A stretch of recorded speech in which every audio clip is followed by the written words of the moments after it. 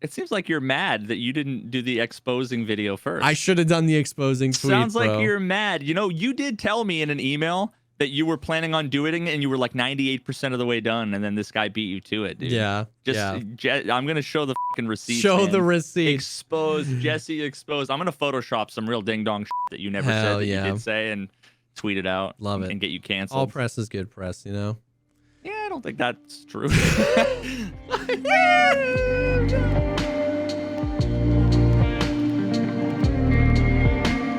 What's up, everybody? Welcome to the podcast, the show dedicated to talking about all the progress things in life, like music, content creation, and video games. I'm one of your co-hosts, JesseKazam.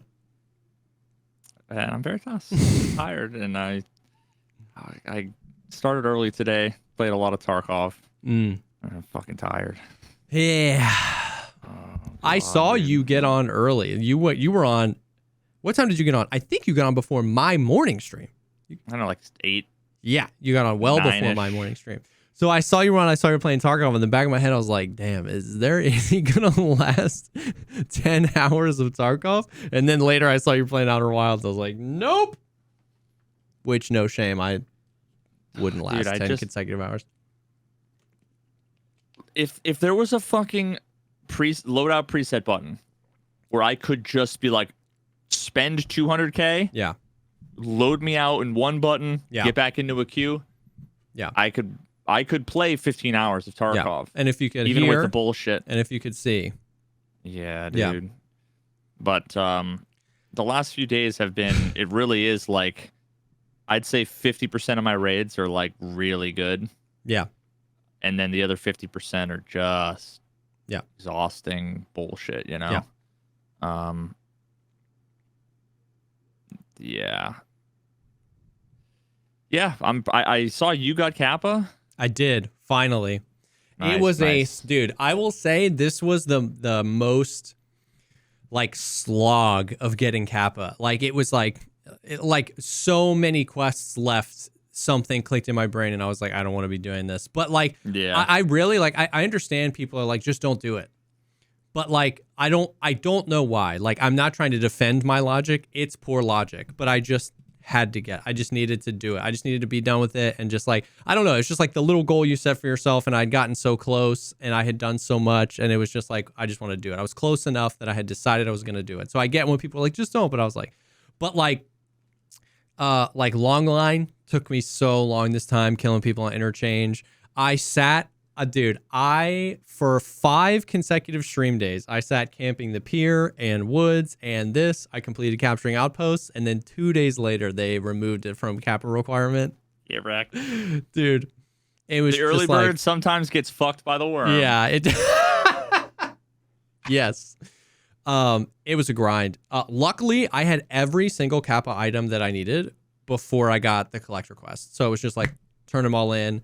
It was literally just the quest grind. And then I think I have everything as well. Yeah. I might be missing one thing. all the stuff that was really hard to find, like the Ginger keychain and the Willer's wallet, they're on scavs now. So like I found 1 billion of them. I find 3 Gigi keychains a day. Exactly. It's so one Willer's wallet, but So I got the goons. Okay, so you know the Halloween event last year, they added those green flares that made scabs friendly to you. You remember? don't remember Yeah, that. so as part of the event, it was like you'd shoot off a green flare and the scabs are going to be friendly to you for a certain amount of time. It was like Oh, 5 yeah. minutes or whatever, and they'd all come up and you could just like hang out with them. Well, that flare is still in the game. It's very rare. It's called the DSF, Distress Signal Flare. It's only shot out of the flare gun, and they're super rare. And I got one. One of Elian's viewers gave me one, or he's one of my viewers too. He was like, "Yeah, I have one."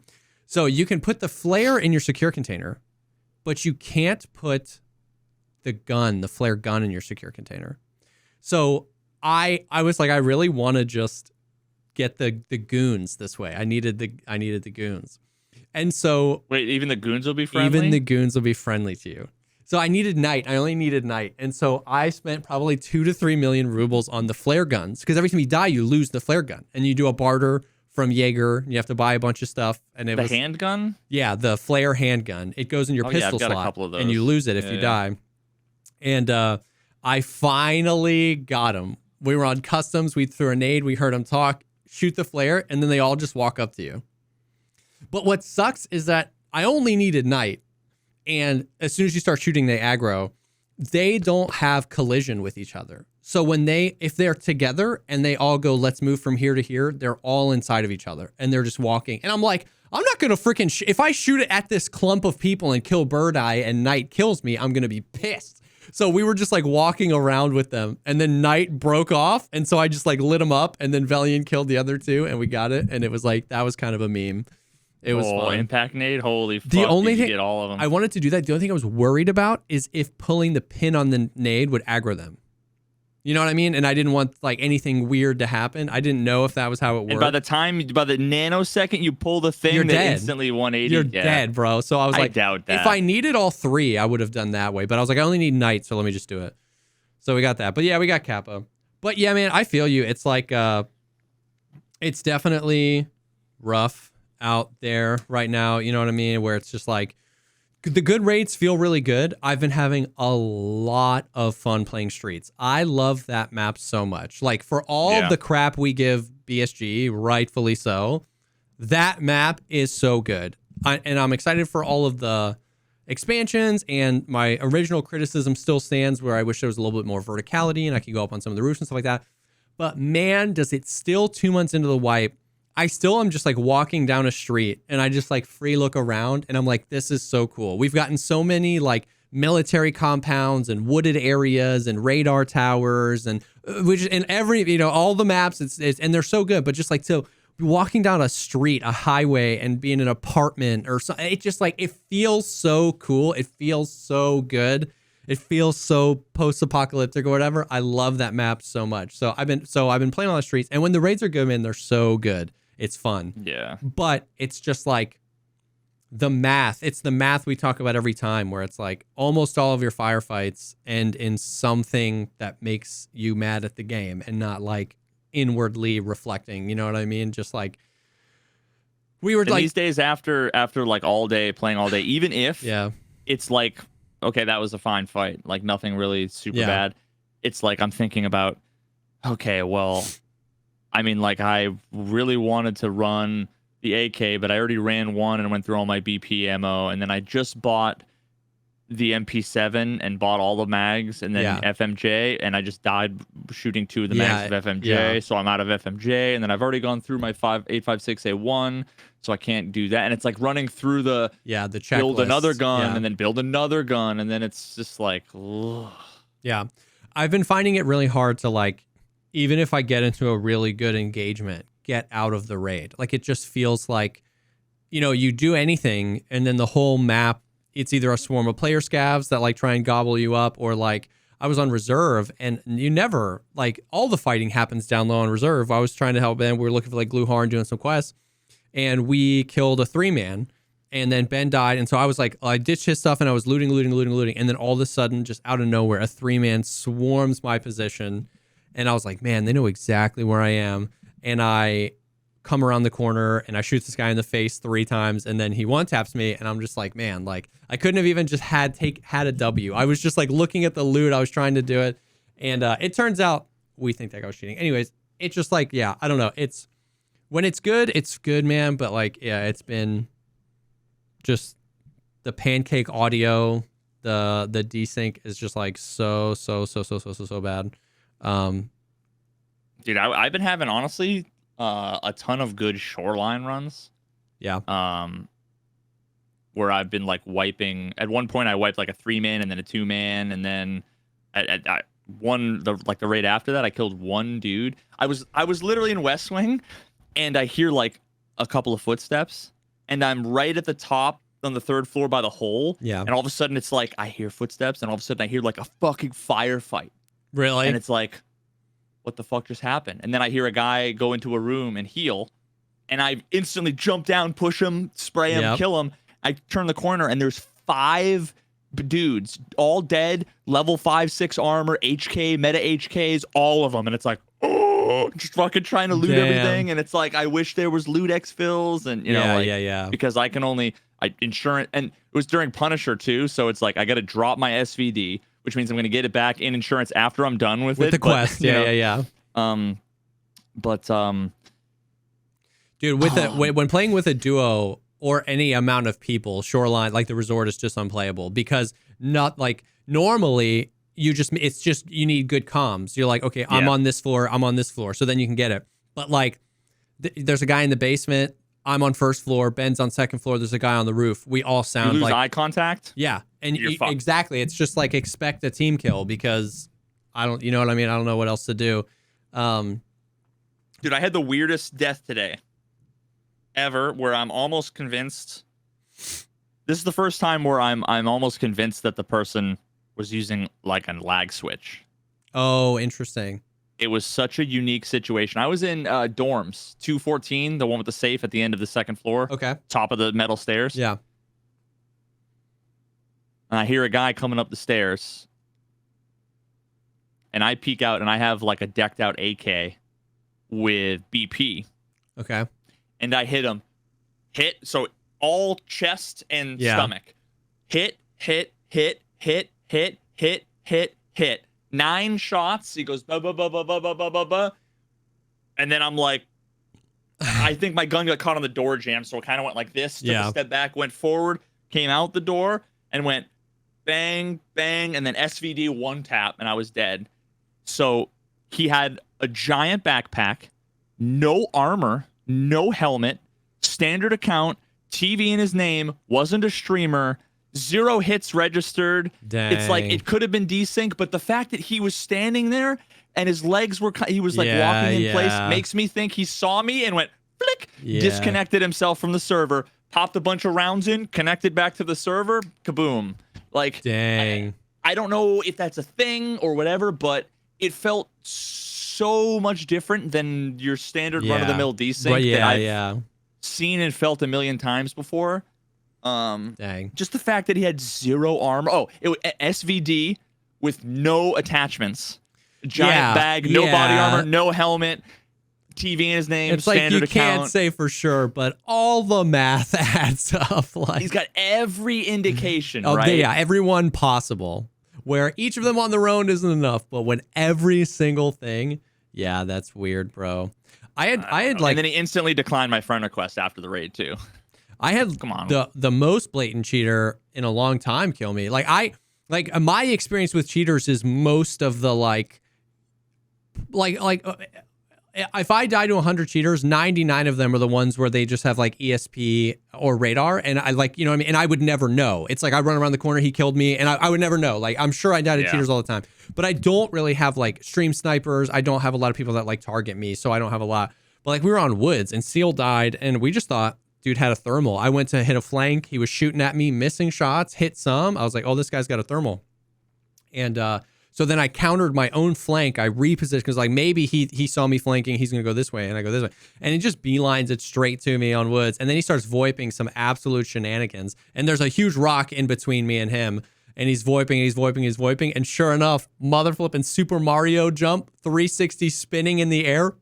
First shot headshot. And I was like, damn, brother. I was like, all right. So we reported him, whatever. And then this morning, somebody tagged me on Twitter. They tagged Vibin and then put a link, and then they subtweeted themselves and tagged me and then put a link, and I clicked the link, and it was a TikTok, and it was like the little AI voice where text to speech. It was like ran into JesseKazam on woods, and it was my perspective of that fight. Like the first 40 seconds of the clip was my perspective from my stream, and then the last 10 seconds of the clip was his perspective, and it was literally just showing off his cheats. He saw my name, my KD, my everything, and he just goes moon boots, boing. And I was like, piece of shit. I was like, what an idiot. Like, this is so, yeah. I had the opposite, which was, it was like the first raid of the day, actually. And I had like a fucking 200 IQ play where I ran into East Wing. You know, you're out in the open making the sprint to the front door. Yeah. And I heard somebody coming around the corner. I think it was coming down the close left stairs. And you know how there's a desk right in the entrance? I hear him coming, and he like pre-fires and stuff, and I'm like, oh god. So I hop up on the desk and hold that angle, thinking like he's, you know, if he's a Chad, he's gonna have good crosshair placement. He's gonna hit me in my shins. Yep. You know? And that's what he does. He sweeps out, and I think I had the SVD just point fire, boom, just dropped him, and then all of a sudden I hear footsteps coming my way, and super aggressive, super confident dude. Pre-fires, Keter, just like sidestep, and I'm like, oh god, here we go, like the Keter, whatever. I like pre-fire a couple times. He kind of lights me up a little bit. I may or may not have hit him, I'm not sure. And then as he like pushes back towards the stairs, I turn around to go out, kind of wrap around the left side just to like Propital. Yep. And as I do that, he instantly pushes out and just head taps him with the Keter. And I'm like, just the way he was moving, how confident he was, the fact that it was a Keter right to the face instantly. It was just like, it just felt super sus. And I was like, I said something stupid like, yeah, this guy fucking had to toggle on because, I killed his boyfriend, or whatever it was. Then I see in the name, it's something or other TV. And I'm like, here we go. It's going to be check. It's going to be a 50 streamer, 50 follower streamer that's never streamed before. Yep. And now the interesting thing was I searched the name in the game, and the first result was somebody with a different name live. I think Twitch like caches if you change your Twitch name. Oh, interesting. Because yes, in case you change your name, someone searches for it. It showed me a different thing. Gotcha. His name was like Keter Chad or something. I forget what it was or whatever. And I pulled up the thing, and then I went to go clip instantly because it was like within the minute. Yeah. I went to go hit clip, and it's like clips are disabled. So I'm instantly like, why you disable clips, bro? Like, what the fuck? I wanted to see his perspective. And he and the guy was like, oh yeah, sorry, dude, just have a lot of people come in and like accuse me of all kinds of shit. And his voice was like the nicest. Like I instantly was like, oh god, I know how this is gonna go. And he's like, let me pull it up, dude. And he like runs into the closet while he's like bleeding. And he's like pulling up the clip. And then I'm like, oh no, I can find it on the VOD, dude. Like, don't worry, whatever. I'm like, I'm just a little butthurt, after dying because it's like I killed a gear dude. I'm like sick. I need to get some more gear. And the clip was like, he's just a fucking big dick Chad. Yeah. Where he was just super confident, point fired the fuck out of me. Nothing was sus. And the biggest thing was that he like pre-fired the angle. Yeah.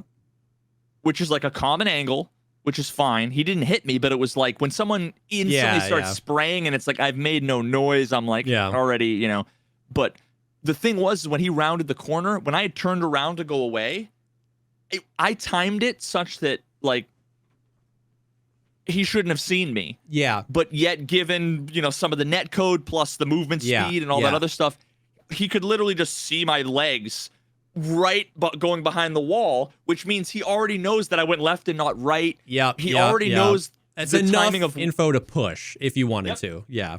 To know where I'm gonna be, right? Either I stopped or whatever, and he just pushed out and point fired and shot me in the face, and I was like, yep. I'm like, dog, I was salty, I was sus, clearly, whatever, you shit on me, GG. I shouted him out on stream so that people, because he had like 70.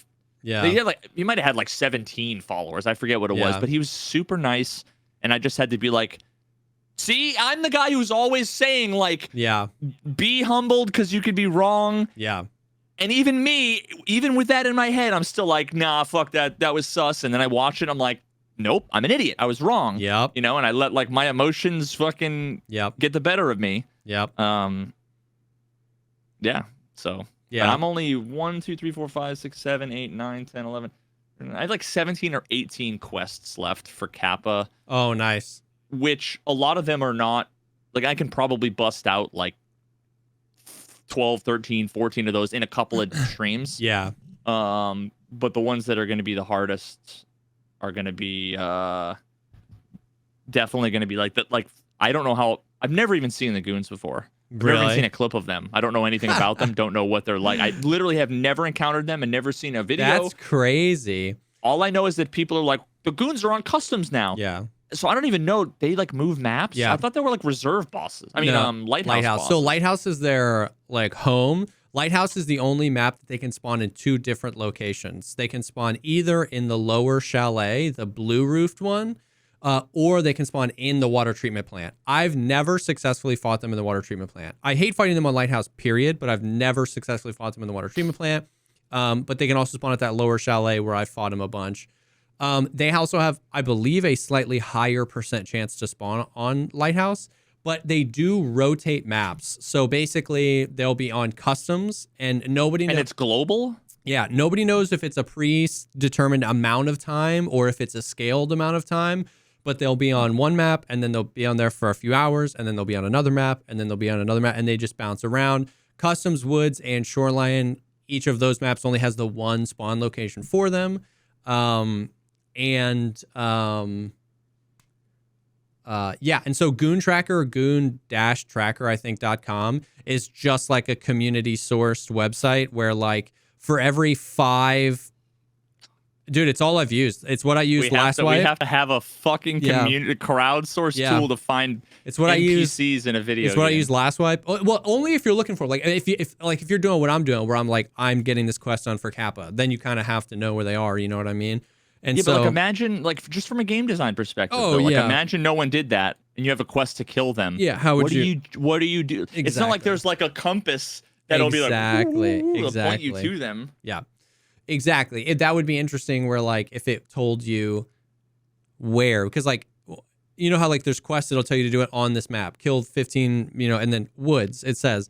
And I'm pretty sure it's like, if it says kill Rashala, well, no, it doesn't, because you can kill Gluhar and Killa on streets and they count for the quest. I don't know. It would just be interesting if it told you where they were. But anyways, yeah, they rotate. Goon Tracker is as reliable of a source as you can get, but still sometimes unreliable. When they, like, a lot of times you'll see, like, reports and it'll be like shoreline, and you're okay, they're on shoreline. But then it'll be like shoreline, customs, Woods, shoreline, customs, Lighthouse, customs. And that's like when they're switching. And I don't know why it always gets weird like that, but then it'll settle into like customs, and you're like, okay, they're on customs. So it's like, if you catch it at a switch, like, some people have theorized that they bounce around and then settle on a map. Some people have theorized that there's overlap. If they're moving from Lighthouse to customs for like 30 minutes, they can spawn on both, and then they move to customs. Nobody knows. They're the quantum bosses, dude. Yes, Schrodinger's the wave boss. function. The wave function collapses, and so it's like, I want to talk about that after, actually. And then when there's a big streamer fighting them, people flood with false reports just to troll. Like, if Landmark, like, checked it, everybody would report them everywhere just to troll, whatever. But it works well enough. And fighting them is a pain. You're just gonna die. It's just how that works. Dude, there's a ton of Tarkov stuff. Yeah, there is. Get into. We'll probably get lost in the sauce. So real quick, I want to talk about, on the topic of quantum indeterminacy. I just got done. It took me maybe 4 streams, playing like 3 or 4 hours each, playing Outer Wilds. Oh yeah. And it went from being a game that I saw like a third of the trailer. I literally clicked off the trailer because I wasn't interested. Yeah. And a bunch of people were like, you should play Outer Wilds, blah, blah, blah. And like, it was just kind of like, man, I get a million recommend. Play Factorio, play Satisfactory, play all these other games. And it was just another one of those that a bunch of people recommended. And it went from that to being maybe top 3 games of all time for me. Damn. Within 3 or 4 days. I showed you before the stream. My face, no camera. I had to mute my microphone. The fucking credits are rolling, and I was emotional. Like, the music, the fucking story, seriously in the feels. It's just such a beautiful fucking game. That's sick. And then not only that, but the mechanics. It has all of the things that, like, I love in, like, science, and things that, like, I've always kind of wanted in video games. Like, I wish there was a game with a black hole in it. I wish there was a game with quantum mechanics as a like, quantum mechanics are like a first class mechanic in the game. And the way I figured it out was the most amazing. Dude, it's like, I don't even know. This is a game where I had to put chat in sub-only mode when I played it. It's a game where spoiling it, you don't want to spoil it. Do not watch a Let's Play of this game. Interesting. Do not Watch a tutorial if you're interested. I would recommend like not even fucking watching a stream. Just getting in there. Just fucking go play it. If you like space, it's so different than you'd expect. And I'm actually mad because so many people had said like, "Are you gonna play? You're gonna play?" I'm like, "Nah, yeah, I don't know." I saw it on the Steam page and whatever. And they're like, "Oh, okay." That's a game where people needed to wring me by the throat and say, "Fucking play it." Yeah, I'm mad that nobody forced me to play it. You know, like, oh my god, dude, it's just so good. I would so recommend it if you like space. That's sick. If you like emotional kind of mystery exploration games, just fucking play it. All right, the Veritas seal of approval on Outer Wilds. It's a single player game, right? It's like a story driven, narrative driven single player game, right? Yeah. Yep. That's sick. Yeah. That's it's dope. Just I've always wanted a game either to make one or for someone to make one. You ever seen Super Mario Galaxy? Mm-hmm.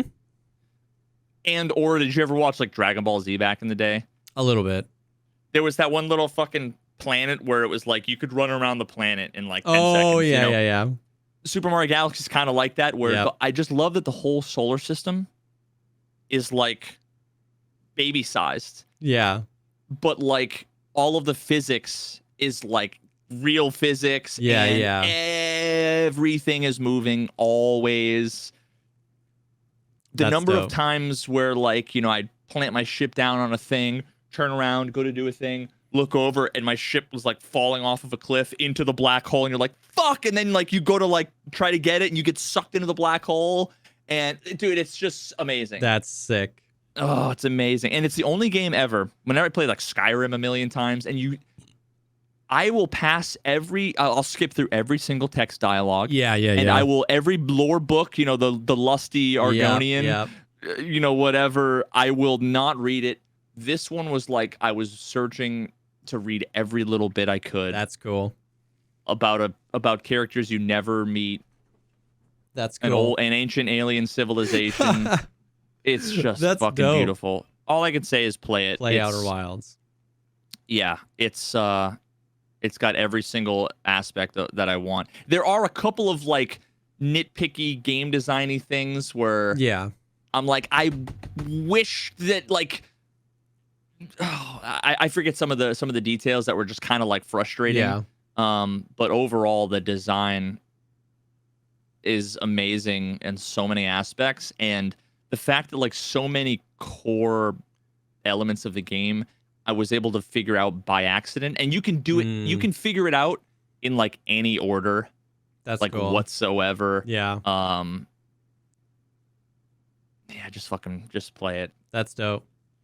Speaking of space games, I think they announced the date for Starfield, which is the Bethesda space game. I think it's like actually being launched later this year. A lot of people are really hesitant, which kind of makes sense because a lot of the more recent Bethesda stuff has been kind of meh. And then also, speaking of space games, huge Star Citizen patch happening tonight, I think, actually. Oh. Big W. Interesting. Oh, yeah, we never talked about KSP either, too. Fuck, I forgot Oh, that yeah. I heard mixed reviews on that. It's because like is it beta or is it just? I don't even know. It's early access. Early access. It feels almost like alpha. Yeah. Like if you think about like KSP 1 was like 100% complete with mods. Yeah. KSP 2 is 8% of what KSP 1 had, with worse performance but way better graphics. Yeah. And all this crazy potential but a shit ton of bugs. Yeah. That's like, it actually what I heard. Yeah, it got to the point where I'm like, I actually need to take a break from this game because I would spend 4 hours like putting a ship together, putting it around orbit in the moon, all excited to like do this, like to replicate the Apollo mission, and you hit the button to undock and the thing just explodes, and then you load the quick save and like your ship isn't there and there's like no orbital lines, and then you load the quick save again and the game crashes and you're just like, fuck! Yeah, you know, like, yeah. So I'm just waiting that they've already done, I don't know if they've done or they've announced a patch with a bunch of technical fixes, and I genuinely, it's hard to say with all the bullshit that we go through with like Tarkov and all this stuff. It's hard to say and get taken seriously, but I'm genuinely optimistic that things will iron out. I have no reason to think that they're not gonna like get their shit sorted. Yeah. And it is like super early, but man, yeah, it's a little tough pill to swallow For sure, because people when were I've been waiting on like it for 5 so years. long. Yeah. And it's $60 or maybe $50. I forget, one of the either 50 or 60, but it's like, yeah. So yikes. All that being said, it has been pretty eventful. More shenanigans happening in Tarkov. I saw you put this, and I actually was gonna put it, but you did. Like the follow up kind of to the GOAT video and that situation. It continued to blow up. XQC reacted to it. Moist Critical reacted to it. Asmongold reacted to it. And then the Linus Tech Tips on the WAN show, Linus and Luke, because they were the ones that initially talked about it. Then he released his video, but then they devoted about 45 minutes of the WAN show this week talking about the video again and the fallout of the video. Did you watch it? Yeah, I did. Dude, I don't know about you, but I was cringing the whole time. I mean, I felt like Luke's take on it was really reasonable, and then Linus just obviously isn't in the world and doesn't really know, so he was asking a lot of questions. But I feel like, I don't know. I feel like Luke's take on everything was pretty base, especially because he acknowledged the fact that so many of the streamers had watched the video with no pretext of what it was going to be, and then were kind of like reacted to it live, and then the community kind of ate them alive, and he kind of acknowledged that like weird dynamic and the frustration there, and then I don't know. Yeah, I mean, I feel like, because I watched it before the stream and then I watched it again on stream because I was talking about it, and people were like, what are you talking about? And that entire conversation was a giant clusterfuck, in my opinion, because my takeaway of what they were saying, and it's kind of hard because it's like I know what they were saying and kind of what they were getting at, but also know how people are going to take it. Yeah. It's kind of similar to my criticism of Goat's video, where it's like I don't disagree with what he's saying, but I think a lot of people's takeaway is going to be like not necessarily the right takeaway. But if I had to summarize like what I think a lot of folks' takeaway, or at least what part of what Linus was saying, was the reason why there was so much criticism and or like negativity over Goat's video was like 2 or 3 reasons. One, people who were critical were afraid that the game was going to die and that they'd lose their careers, because they're only Tarkov creators, which I think is kind of conspiracy theory, unfair bullshit. 2, was that this is where things started to get a lot really conflated, because they were talking about the community criticism, then they switched over to content creator criticism, and then the blowback they got, and then instantly in the middle of that conversation started talking about Sherpas and emissaries, and how they get stuff from BSG, and because they're afraid of the free stuff going away, they need to either deny or shove under the rug this stuff. So it was basically like conflating a million different things. But number 2 is effectively that people are afraid that if they agree with GOAT and they're not critical, that they're going to get their goodies taken away. Which, like, none of the creators specifically who were like, I don't know how. Well, first of all, there's the whole Sherpa creator thing that went away weeks ago before Goat's video, like mid-February. So that's kind of irrelevant. The fact is that like how vocal or prominent are non-content creator Sherpas? As if like that was ever irrelevant. No one was tweeting about the non-content creator Sherpas being against the video. Basically what it seemed like they were saying, streamers get stuff from BSG, whether it's items or some sort of whatever, and they don't want that to go away.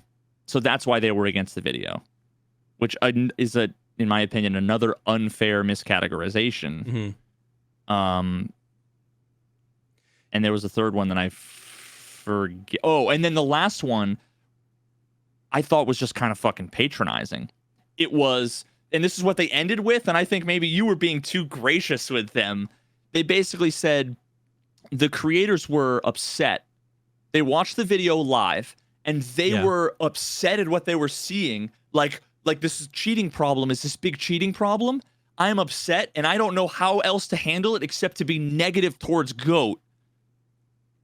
I need to take out my anger. I mean, if you read it, if you watch it and listen to what they said, it's basically what they said, is that they didn't have time to process it, and they had to let out that negativity somewhere, and it basically went towards the video. I just was like, what the fuck? It makes us all look like shill. All the things I was criticized for, you were criticized for unfairly. Yeah. It's as if there was no valid criticisms of the video. You either had to be totally selfish, you wanted free shit, or you were emotional and couldn't figure out how to deal with it. Like, really? I think, like, everything just came down to the fact that they're not in the community. I mean, like, I saw you tweet, by the way, that you were like something about the Sherpa packs, and you're like, was that even a thing? Like, you didn't know? Like, you have 10,000 hours in this game. You've been a Sherpa at one point. I was never a Sherpa. Oh no, were you an emissary for like a super brief amount of time or something? For like 2 weeks. Yeah. I left because they wanted to give Sherpas items. Yeah. And I said no. So you have 10,000 hours in the game. You're aware of Sherpas. You're aware of emissaries. You have a podcast of the game, and you didn't even know that dynamic on like who was given what, when, or whatever. So I just took that as two friends talking about it when they just don't know. And they were like, if you can be confused on it, it's not surprising to me that somebody that doesn't know anything about Tarkov was confused about it.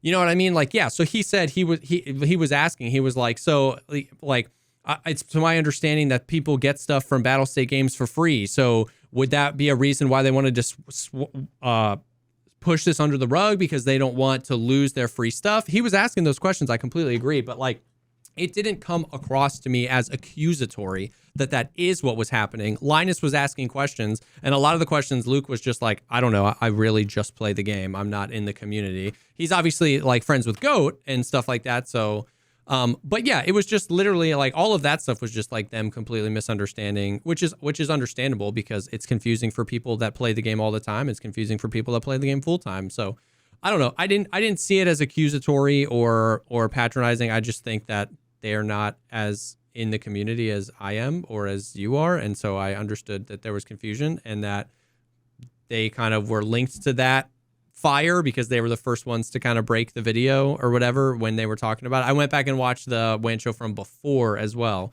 before the video launched. And I don't think I watched that full one.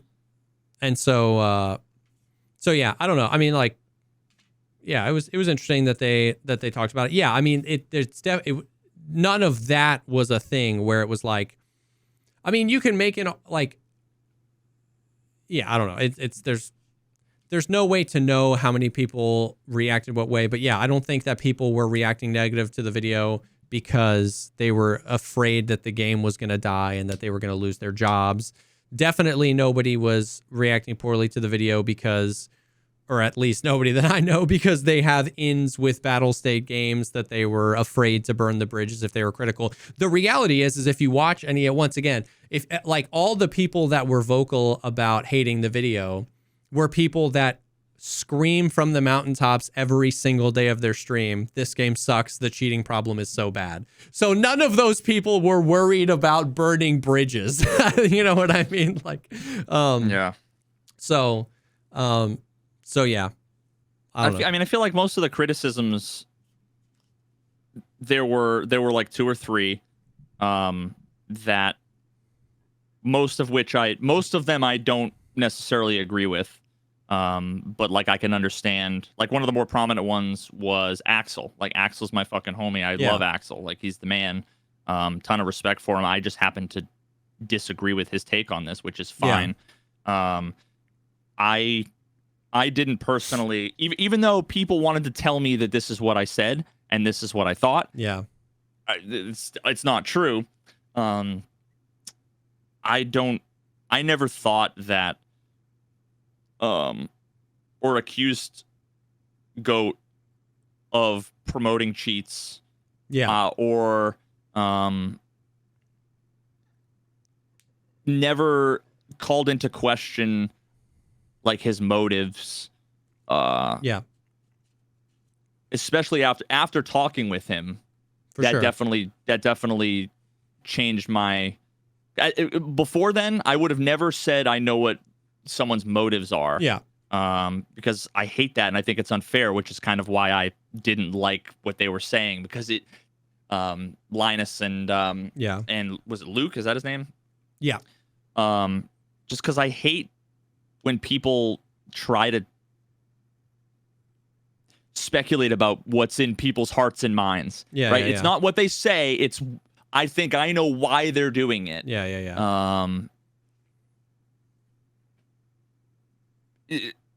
It seemed to me that most of the negative feedback was either that they were afraid that it was promoting cheats, that it was somehow like, trying to be, like edgy content for the sake of it. One of the other criticisms that I think was in some ways fair, but like I said, after talking with Goat, I think he redeemed himself. Was like, if you look at the half a dozen videos he did beforehand, they were all kind of drama baity. For sure, calling people out, calling people names, that kind of stuff. So I can see a lot of people just being like, "Fuck this guy," and being instantly skeptical, of this guy wants to make a video making bold claims about the game and the community. Well, I don't trust anything this guy says, So for better or worse, fair or unfair, I think that's where a lot of people were coming from. For me, it was, okay, let's sit and watch this video. And then someone says 2 + 2 = 5. It's like, pause the video. I got to point out 2 + 2 = 4. Don't want to nitpick, but 2 + 2 = 4. Hit play. And then later, 3 + 3 = 7. Pause the video. Okay, well, I don't know what he's going to say next. Don't know what the conclusion is. The conclusion might be 1 + 1 = 2, and I agree. But I can't not point out the little details that I think, are potentially problematic or misleading. But then people wanted to project all these things. For sure. Even the comments for our last podcast, there were 2 or 3 people who were adamant, completely so sure Veritas was working on this video. He was working on it. He got beat to it. And you're just He's mad. Hurt that. I'm just butthurt, right? That was my defense mechanism because I'm mad. Dude, if I was doing it, I would fucking release it, and I think it would have been better. You would have just done working on it. You would have been more motivated to do it if you were working on it.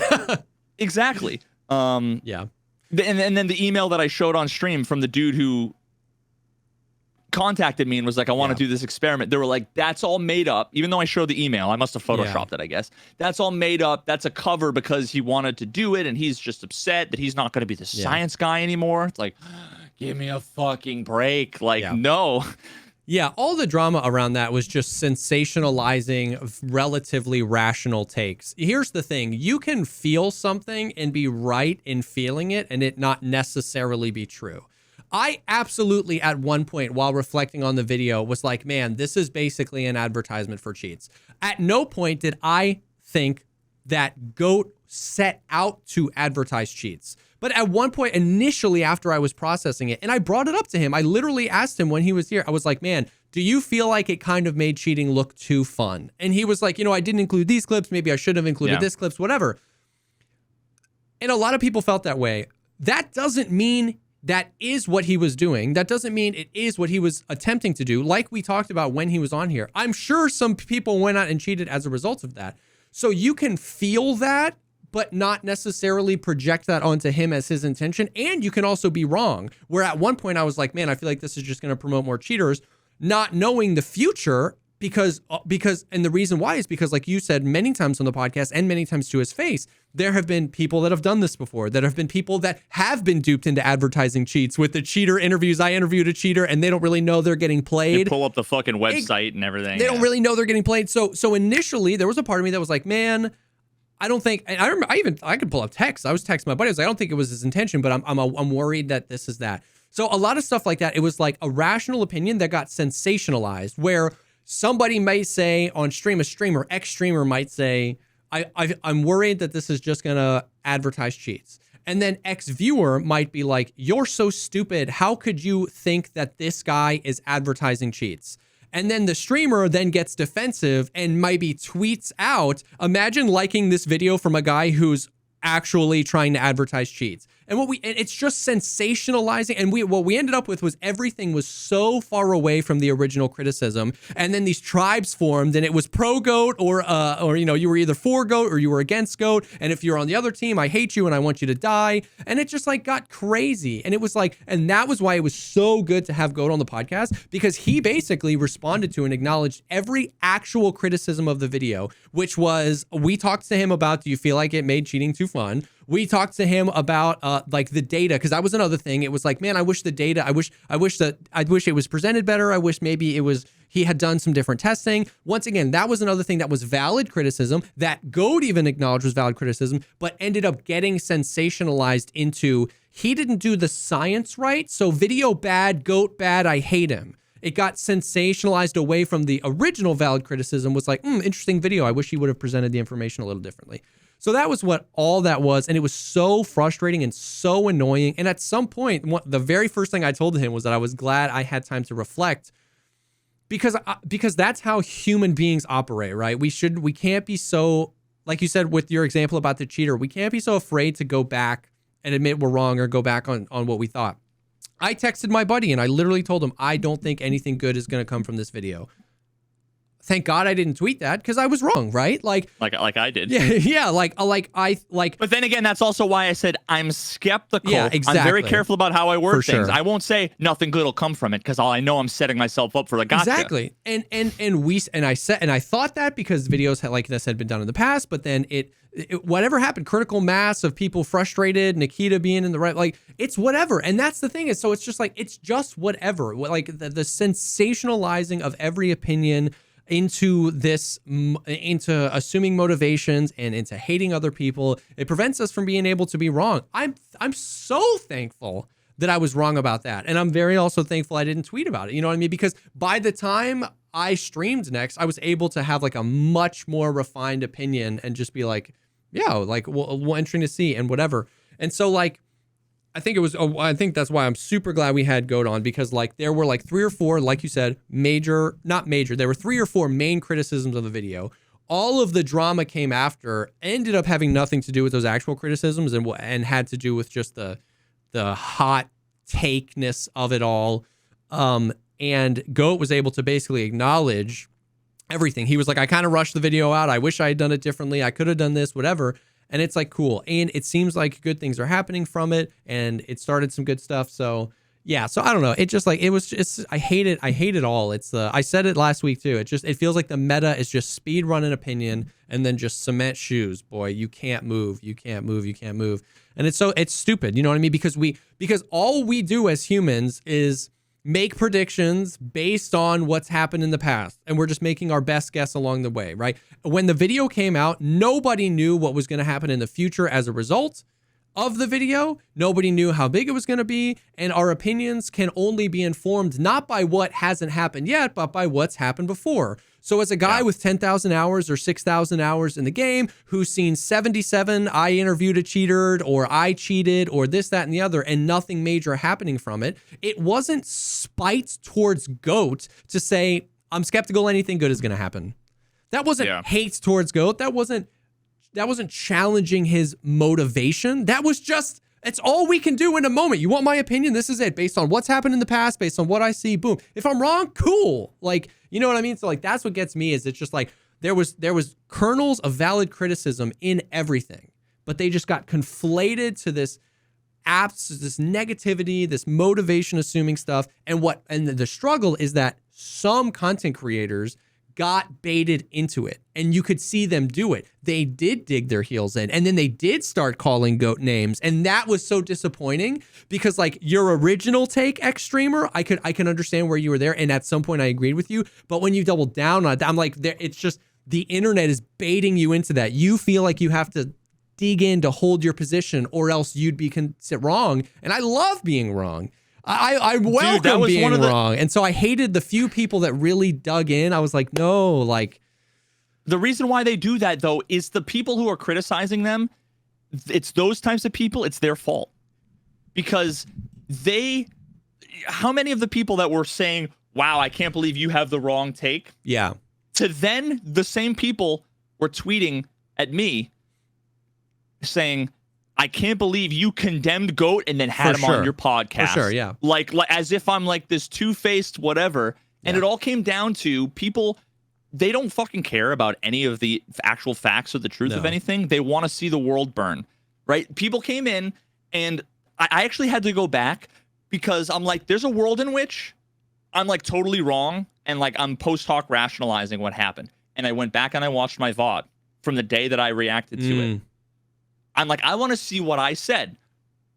And literally, I started pointing out a couple of like, pause the video and point out some nitpicky things. And what ended up happening was I hadn't even watched the whole video yet. Yeah. I was pointing out like, wait, he just said 100%. And then he said, but like almost never. So I'm confused.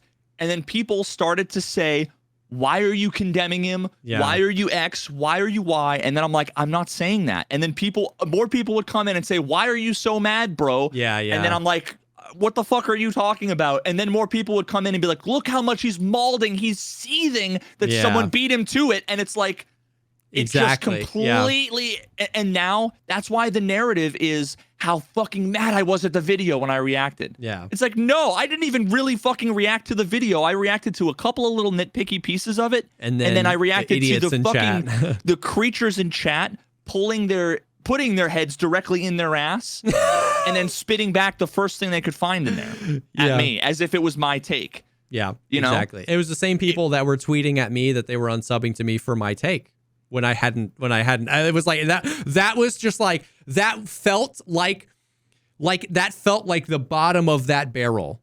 Yep. Where it was like you're actively unsubscribing from someone for a take you made up in your head. You couldn't have even misunderstood my take. I had yet to say anything. So at that point, you're so far up your own ass that you've made up a take for me that you disagree with so vehemently that you're unsubscribing to me. That it was just, I would laugh so hard because I was like, brother, you are at the bottom of this. Like, this is the last brain cell you have. Savor it. You know what I mean? Like, it is the last. Dude, I got the same message. Unreal, dude. Unreal. It had to be the same person because I got the same message. It was on a completely unrelated video. And it was like, I posted the video and the fourth comment I got was, I'm unsubscribing to you because of your take on GOAT. I wonder if it was did you also get that YouTube comment? Maybe, or was it someone different? Maybe. And it was like the same one, dude. Because my tweet saying that it was meh.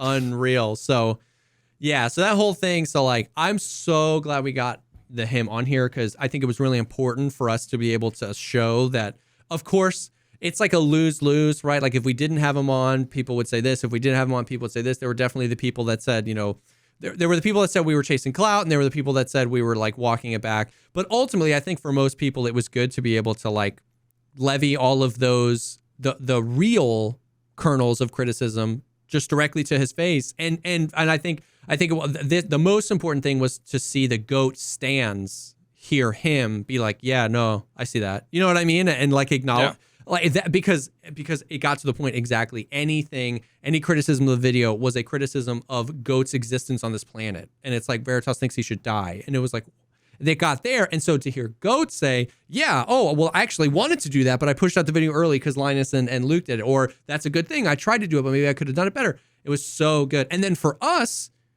who up until that point of actually talking to someone, you can't know their motivations. So he got to hear that criticism, and we got to, like, by the end of that, I think, like you said, we both were like, man, I'm more confident than ever that, like, this guy just wants the best for the community, and he did it, and he did his best job, and here we are. He didn't know he was going to get 2 million views. We didn't know it was going to. So it was like, so, yeah, I don't know. So I'm glad ultimately we did that, but.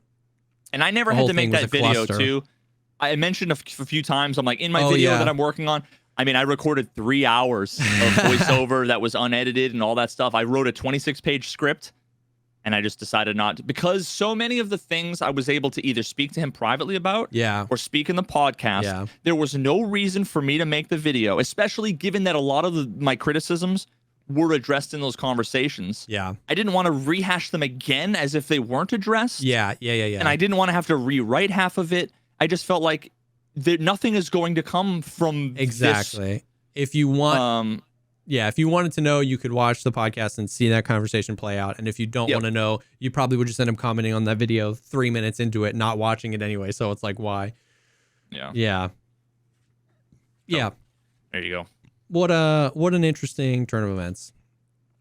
I did find, by the way, to touch back on the whole Sherpa pack thing, I did find that to be hilarious. Like, that was definitely a witch hunt. Like people were just looking for problems now. Like, the Sherpa pack thing was weird. People want to hate content exactly creators, yeah, they were just like, they were on a witch hunt at that point, because like the Sherpa pack, every month or two, if you were a Sherpa, you got some ammo and some meds.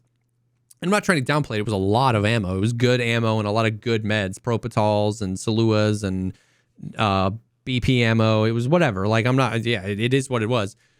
But the thing is that like, it wasn't a secret. I have been a Sherpa for 2 years almost, and I opened that stuff on stream all the time to like get a Propitol or a Salua. I think, whatever. The idea, whatever. Once again, we can't talk about intention or motivation. The idea was originally, if you're out there helping people, here's a little care package for you helping people. I never relied on it. They never ended up starting, like, they don't do it for like the first 2 months of the wipe, month or two of the wipe. So I almost always ended up having Kappa before I got my first one. Most of the stuff I would let expire. I would go in and grab some meds and maybe some ammo every once in a while. But it was like, if you wanted to criticize it, that's fair. But it was this like, Sherpas exposed, hiding free loot from BSG. And it was like, that's disingenuous. If you want to criticize that we're getting loot, whatever. But so many people were tweeting like, oh my God, like now we know. When did this happen? I don't know. Somebody tweeted about it, and then it was like a week or two before the GOAT thing started. People were just like, I never heard about that until I saw it on the fucking Wayne show, which is why I tweeted about it. And then a bunch of people responded with the clip from Glorious from a couple weeks ago, where it was like he opens up the thing and it's like, there's like 30 Propitol. Yeah. And then there's some ammo, 995, and some Saluas, and some ammos. Yeah. A whole bunch of like, literally, I haven't seen like half of the like AP for MP7. I literally haven't shot a single round of, like a whole bunch of stuff. Yeah. Now I personally don't give a fuck, but I'm like, that's one of those things. As soon as I saw it, I'm like, people would be mad about that. I understand, because people just get butthurt about everything. But now, I also saw that was like 2 weeks ago that clip was made, and I had to wonder, like, was that had to be why they nuked the whole content creator Sherpa thing, right? There had to be drama around the whole boosting thing and the viewer kits plus the RMT, plus all of a sudden it's like, oh, okay, well, I can see people being upset about the view of, I don't know if you want to call it like hypocrisy or inconsistency or whatever, where it's like streamers can't get a whole bunch of shit from their viewers because it's considered boosting. Yeah. But then Sherpas get a whole bunch of, like, I mean, dude, to be fair, the value in that Sherpa thing was probably more than like the vibe in screenshot with the 4 slicks and the ammo. So it's like, what's great about the podcast is, I don't remember what episode, but if you really wanted to find it, you could find it.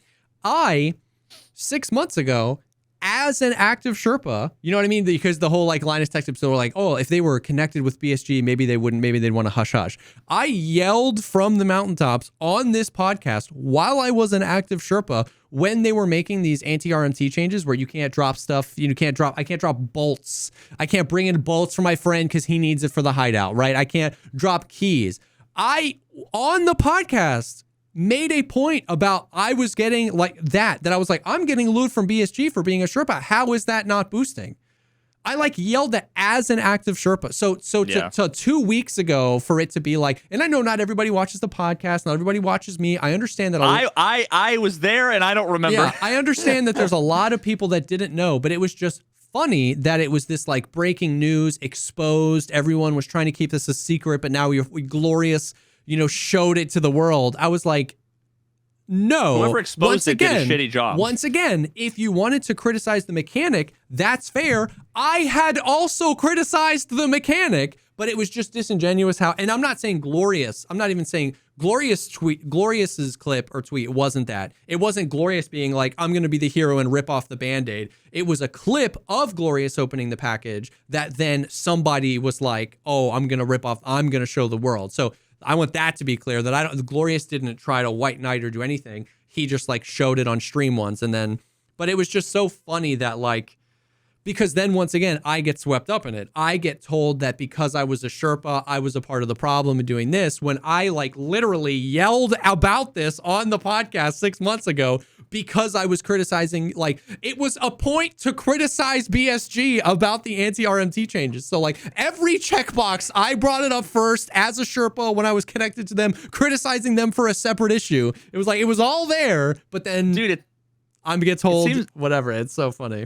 It seems like you're mad that you didn't do the exposing video first. I should have done the exposing tweet. Sounds like you're mad. You know, you did tell me in an email that you were planning on doing it and you were like 98% of the way done, and then this guy beat you to it, dude. Yeah.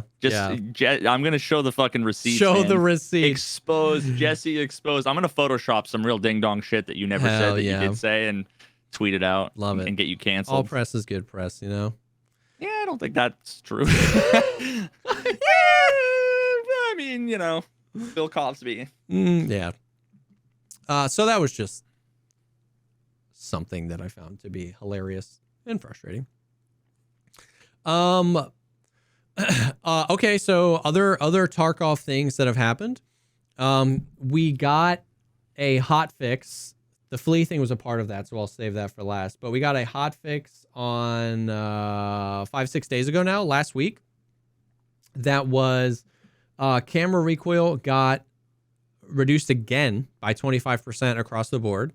Just remove it from the game, LOL. But at this point, they reduced it by, I believe, 25% during the aftermath of your video, and then an additional 25% right now. I gotta check it, dude, because I haven't really noticed. I've been fucking point firing finally a lot more now, so now it's like recoil in a lot of ways is still scuffed in the sense that like a Val or a VSS, like the first shot recoil is just like insane. But I have noticed the first 3 shots. Right? Yeah. I have noticed across the board that the camera recoil, the feeling that my vision is separated from my optic has been better. Even on high recoil guns, the camera recoil has been better, which is nice. Reshala got up to 28% from 24. I think all the other bosses are still 24, but Reshala got up. I can't find them. Cultists got their spawn rate increased to 10% at night, which was kind of cool. Still never seen them. I've only seen the cultists on factory this wipe. No, I found them on shoreline once. I've only seen the cultists 2 times ever in history, and the last time was 2 wipes ago. Really? Yeah. I ran into them. We were doing night raids. Yeah, we were doing night shoreline trying to do Insomnia, and we ran into them once. And then we were doing night factories trying to find Tagilla. We ran into them 2 times in like 5 raids, and they only have like a 2% spawn chance on factory at night, 5% or something. It was kind of cool though. Shooterborn in Heaven is back to 100 meters from 125, which I think is dope. That's gonna help. A bad quest, but it's less bad now. Yeah, that'll help for like streets and customs specifically. You know, where the troublesome ones there. The Ledix craft was back. However, I saw it. There's 2 items that I've never seen before. However, okay. So where the Ledix craft was before was deep, deep, deep down the Lightkeeper chain. Okay. So like, remember that night where I told you every quest? It's like deep down the Lightkeeper chain. You unlocked the quest, and everybody was like, "That's lame." You added the craft for people who were struggling to find Ledixes found in raid for private clinic. It was a very expensive craft. Give us the craft back. They gave us the craft back, but that item you need in order to craft it is an item given to you as a reward for that same Lightkeeper quest. The microcontroller board, I'm literally looking at it right now. No, those you can find on labs. It's the book, the cum book. It's like computer, it's like the cum book. It's like computer undergraduate microsystems. Carbon universal microchips. Yeah.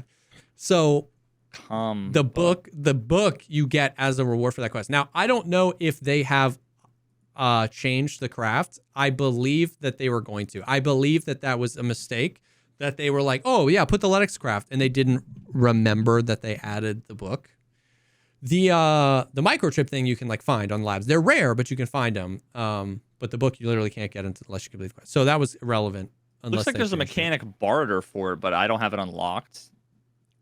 The book or the thing? After you complete Missing Informant from Lighthouse Keeper, that's when it's 15 military circuit boards. Yeah, it's insane. 10 PSUs, 5 VPXs, and 50 caps. Eat shit, dude. Yeah. Just to wait 2 days to craft 1 LEDX. Yeah, so everybody was like, the craft is back, the craft is back. And then it was like, oh, the craft is not back. That's bullcrap. LOL, we just got you baited. Like that was nobody will ever craft that unless they have like 15 million rubles and you don't like need spare change, and you need like 1 LEDX for the last LEDX for a quest, and you've been looking for like a month. That's when people will be like, fine, I'll fucking craft it. Yeah. Now, otherwise, nobody will ever. Separately, they buffed LEDXs across the board. I don't know if you've noticed, there's static spawns for LEDXs everywhere. You know, on Woods, the boxes by the scavs. No, do you know on Woods there's like the USEC camp in the new area with like all the netting. Oh, I was thinking shoreline. Sorry. Yeah. And then I know what you're talking about. The second USEC camp where there's like the gurney where you can find like ophthalmoscopes. That's like a good like. I walked up to that the other day and there was a LEDX sitting on it, and I was like, "That's sick." So I know of 3 confirmed static LEDX spawns on Woods, and like wait, static meaning it's there every single raid? No, meaning it can spawn here. It wasn't like a lot of people find like I found a LEDX on customs, and I'm like, where? And they're like in a med bag. I was like, okay, well that wasn't that can be found anywhere. You just got really lucky, like you know what I mean. So like places where like it was on the floor. Did you see the I know of one on Shoreline. I don't know where that is. So you know how if you go out West Wing, like through the little hole in the fence, down the rocks, there's a truck with scavs. Yeah. There's cardboard boxes. I guess it can be there, I believe. Interesting. Okay. And then there's a few on streets. I saw a bunch of screenshots of a few on streets as well. So that is cool. I think they buffed the loot, dude, and it just feels better to find loot. Like, yes, I mean that for sure. But like that's so nice because like so many people were like, I'm stuck on private clinic. I've been running Shoreline for days. You know what I mean? So to be able to farm Woods or Shoreline or streets for LEDXs and not necessarily need 300,000 ruble keys, that's kind of a dub in my opinion. Okay, wait, I need a correction. Maybe that was a meme clip.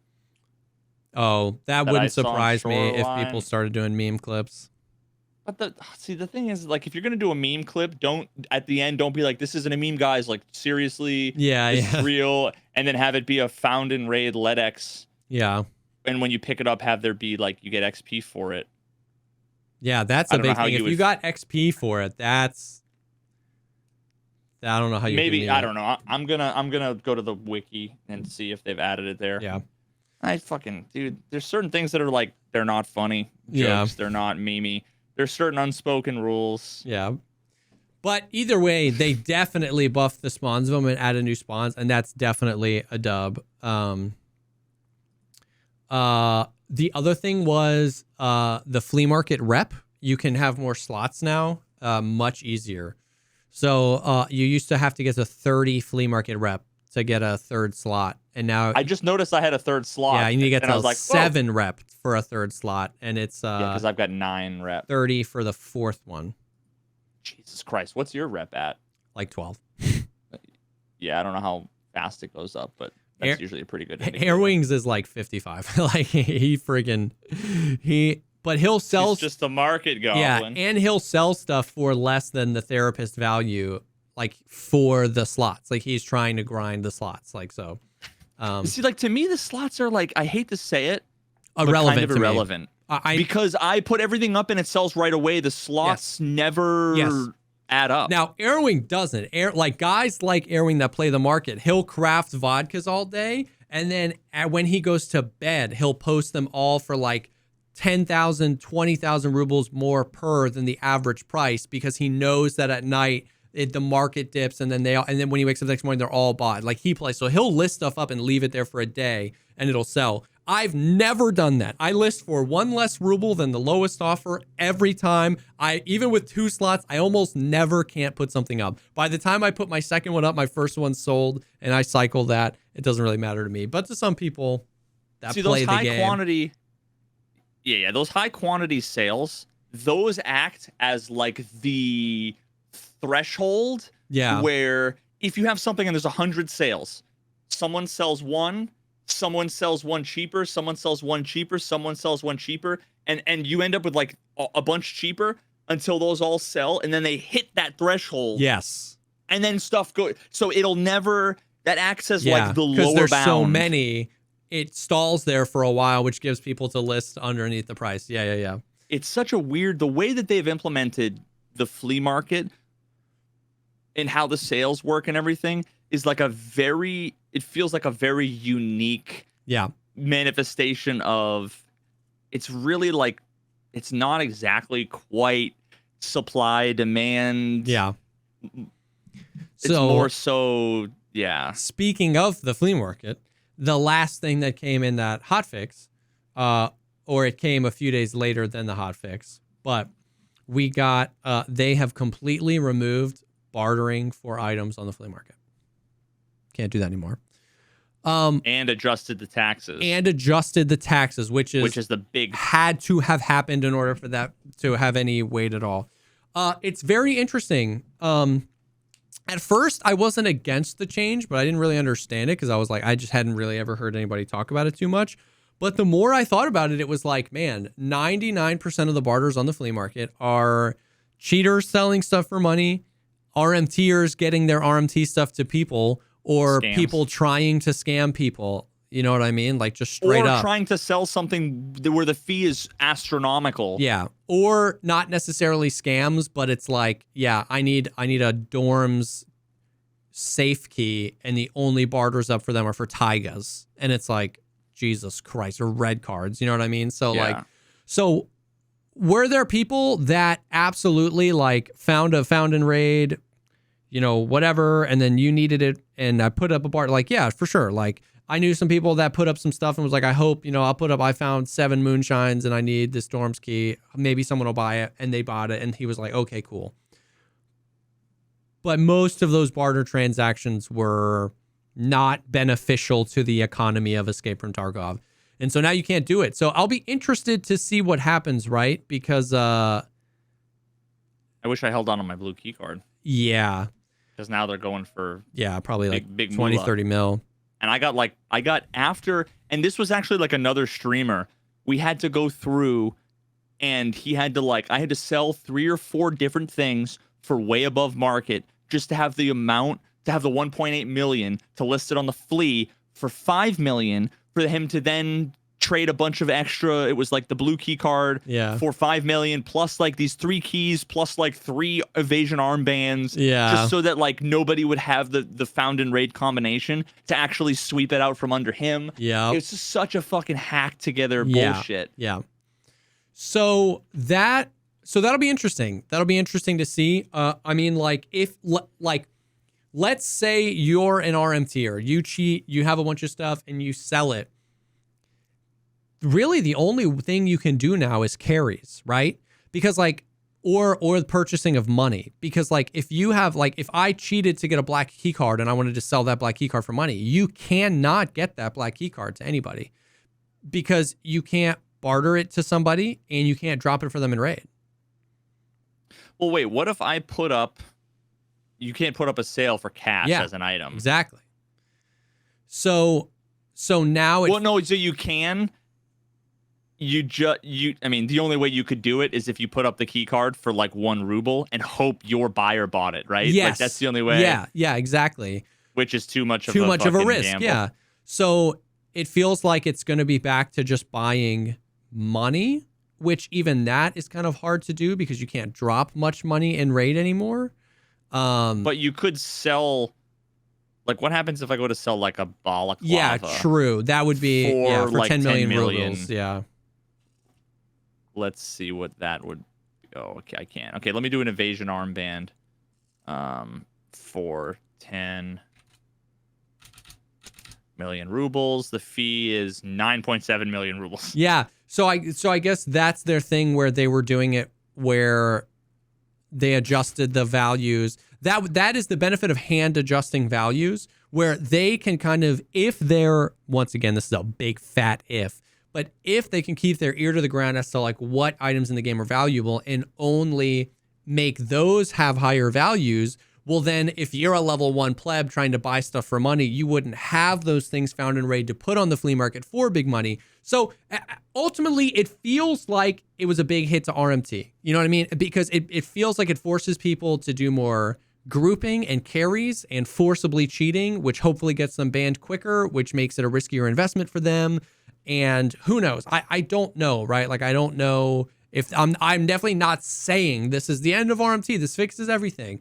But it was interesting that the idea got brought up and then really quickly they acknowledged that they wanted to do it. And then a week later they did it. And then here we are. So it's interesting for sure. Yeah, I really quickly have an idea that I wanted to float by you. And I just wonder if, because so much of the market depends on like these little tiny incremental prices where it's like, you know, like, yeah, if you have one store across the street from another store, why don't they always just undercut by $1, then undercut by $1, then undercut by $1, and like, thought experiment.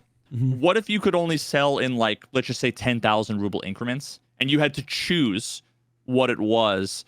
That would mean that like if you wanted to sell a gun, right, and it was like someone was selling for 30K, you could sell for 20K, or you could put it in the batch of 30K. Yeah. And now I don't know.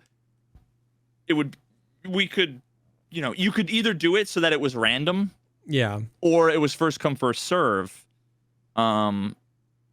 There's probably merit to either, but like I don't know. I wonder if that wouldn't. Yeah. If that wouldn't change, because then you might actually have, like, there's a world in which that is more true supply and demand, which is kind of funky saying like price restrictions would make it, but that would, I don't know. I just feel like the way it is now where you just constantly undercutting. Completely agree with the sentiment, like that it feels weird now. I am not intelligent enough to communicate why it feels weird, or at all intelligent enough to know how to do economy stuff. But something does feel weird about going to the flea market and be like, I want to buy the cheapest one. It's out of stock. I want to buy the cheapest. It's out of stock. I want to buy the not cheapest one. It's out of stock. I want to buy the not cheapest one. It's out of stock. That's why I want to buy the cheapest. It's out of stock. I want to buy the cheapest one. Like, I want to be able to just go, I want to buy it for around this much money. Here it is. Because I know, like, I'm glad you mentioned because that. as a purchaser, right, I want to buy sugar for 47,000 rubles. It's not that the market is telling me, well, sugar is worth more than 47,000 rubles. You have to pay 52. That's not what the market is telling me. I try to buy that one for 47,000 and it's sold out. And then I try to buy that next, like, as I'm trying to buy it for 47,000 rubles, more people are supplying the market with them at 47,000 rubles. I just picked the wrong one. So it's not like, you know what I mean? It's not like I want to buy this for cheap and the market says, no, it's worth more than that. It is worth 47,000 rubles. 100 people in the next 2 minutes will list it for 47,000 rubles. But because I clicked the wrong one, I have to play this stupid mini game. And so, like, it breaks like weapon preset building where it's like there's so many annoying things that come from that. So it's like, once again, I don't know how to fix it because economy is complicated, but that just feels weird and not right because I do know that the value of sugar is 47,000 and I have submitted to the game that is the price I would like to pay for it. Give it to me, damn it. You know what I mean? Like, yeah. Yeah, I wonder if there's something, maybe the rounding is like to the nearest 100. Maybe it's 1,000. Maybe it's 5,000. Maybe it's different per item, right? Maybe bullets can be whatever, right? Because it's got to be more granular. Or maybe they would make it so that you could only sell 100 at a time. Like almost like you would take your ammo, and once you have 100, you can then make a box of it. Oh, you know, interesting. Yeah, boxing it. You know, that would be cool. or something like that. But I don't know. That just feels like that might make some of the experiences a little less shitty, while also maybe, I don't know, just a thought experiment that I want to have. But yeah, that was the original. I forgot the original point of that was like, because I hate trying to buy shit. Yeah. When you're crafting and you right click and do whatever and you go click it and then it takes you back to the screen, you're like, fuck. Because half the time I go to click, I hit yes and I'm already hitting escape. Dude. And then I notice the red error in the bottom and I'm like, fuck. By the way, whose actual April Fool's joke never got pulled out of the game? That when you buy something, sometimes it just pops up as a little red thing and all you have to do is keep clicking. And sometimes a dialogue box shows up that says offer sold out and you have to click OK. It's like, what? If both things say the same thing, you didn't get that sugar. Why is that? Why are there two different things? And then I can actually be denied buying sugar 12 times and then get a CAPTCHA. Oh my God, I'm getting heated, bro. It's who made this? Like, it's insane, bro. And then you get so tilted that you're like, fuck it. You're going to click the first thing you see and you pay $120,000 for the thing. And you're like, fuck. Yeah, like, dude, yes. Especially in the weapon presets, dude. Like, it tells when there's only 7 advanced, butt stocks or buffer tubes, right? And you're like, 60,000 sold, 65,000 sold, 120,000. You got it. No shit. Fuck. No. It teaches you to do it as quick as possible. And then I click for an FP100 filter and I buy one for 150K. That's 1 out of 300. And I'm like, it's so weird. So, and then what ends up weirdly happening is the market then you end up paying higher prices. Sometimes I'll just scroll 7 down and buy one for 10,000 rubles more. Which is insanity because the market isn't telling me it's worth 10,000 rubles more. It's just like playing whack-a-mole when there's, you know what I mean, with water bottles when you're thirsty, when there's one right there for $10 more. It's like, for the love of God, I'm thirsty. You know what I mean? So I don't know how to fix it. A lot of people are saying buy orders like most MMOs do, where like I can't list anything for sale, but I can say I want to buy this for this. And then if I have the item, I just search through the buy orders. But then complete that order. But doesn't that just move the goalpost to where you're like, I want to buy. Oh, I want to give you the. Oh, I want. Yeah, like, true. Where that system could end up being the same. Where it's like, oh, that's a good deal. Let me try that, but it was gone. Or true. Yeah. I don't know. I don't know how to do it, but it's insane, bro. I mean, setting up orders, like buy orders on the flea market, saying like, I would like 3 sugars at this price or below, and then letting the server do that would be nice, you know what I mean? But I don't know if that's a band-aid or the solution. Once again, economy stuff is mad weird. I don't know how games do it. Like EVE Online is probably like the big one when it comes to like an in-game economy. I don't know how they do this kind of stuff. I don't know how it's supposed to be done. I mean, it's annoying. That's not a band-aid so much as I think it's a quality of life improvement. Like, it's another feature that would be great. Yeah. To be able to say, like, because then I might not have been thinking about selling the paracord, but someone really needs it right now and they want to overpay. Like, cool, I can benefit because I have it. It doesn't fix that problem. I mean, the only thing I've been able to come up with is that kind of like round off. Yeah. And this was actually my solution that I proposed way back in the day when everybody was flipping out about the bots, the flea market bots. Oh, yeah. Because it was even worse because before you had the countdown. Yep.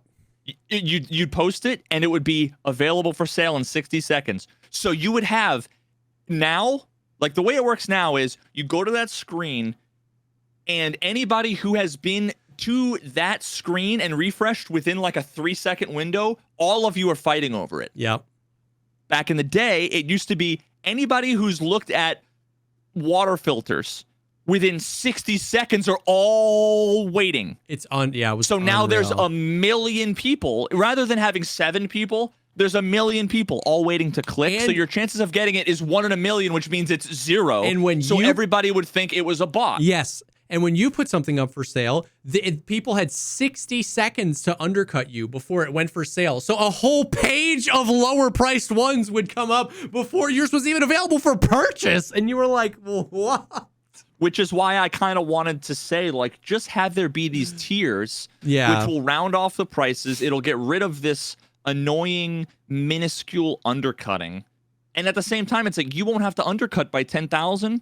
or by 9,000 or whatever, it would actually make it less clicks to say like put it for sale for this. Yeah. Because let's say there's 100 things for sale, and 2 of them or 1 of them is at like the 10,000 range, and then 99 of them are at 20,000. You're like, oh, you know what? I'll put it for 20,000, and there's a good chance that eventually it'll go buy into that second tier, right? Because you're yeah.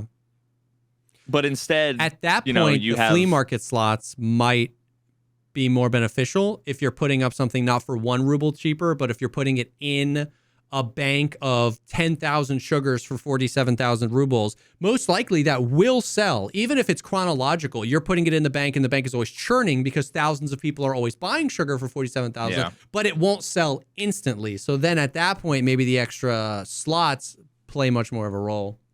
Yeah, and then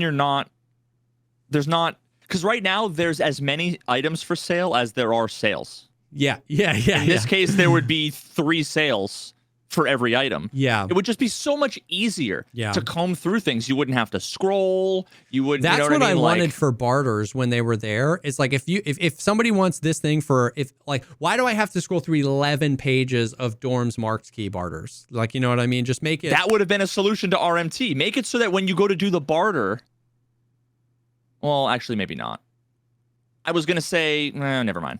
But that would make it so that, it's effectively anonymous. Exactly. Yeah, true. You wouldn't be looking at names. Yeah. You would just be looking at, I want to buy one of these sales. Yeah. Oh, and if it was randomized, but I don't think that would necessarily fix the RMT thing because they're going to put up lopsided value trades. Yeah. Right? Like, that's the whole point. Yeah. Yeah, I don't know. So it's definitely weird and complicated and doesn't feel very intuitive the way that it is. But the removing the barters. My kiddo. Look what I did to I broke. Look what you did to your boy. ADD fidgeting with my capo. It's completely broken. Damn.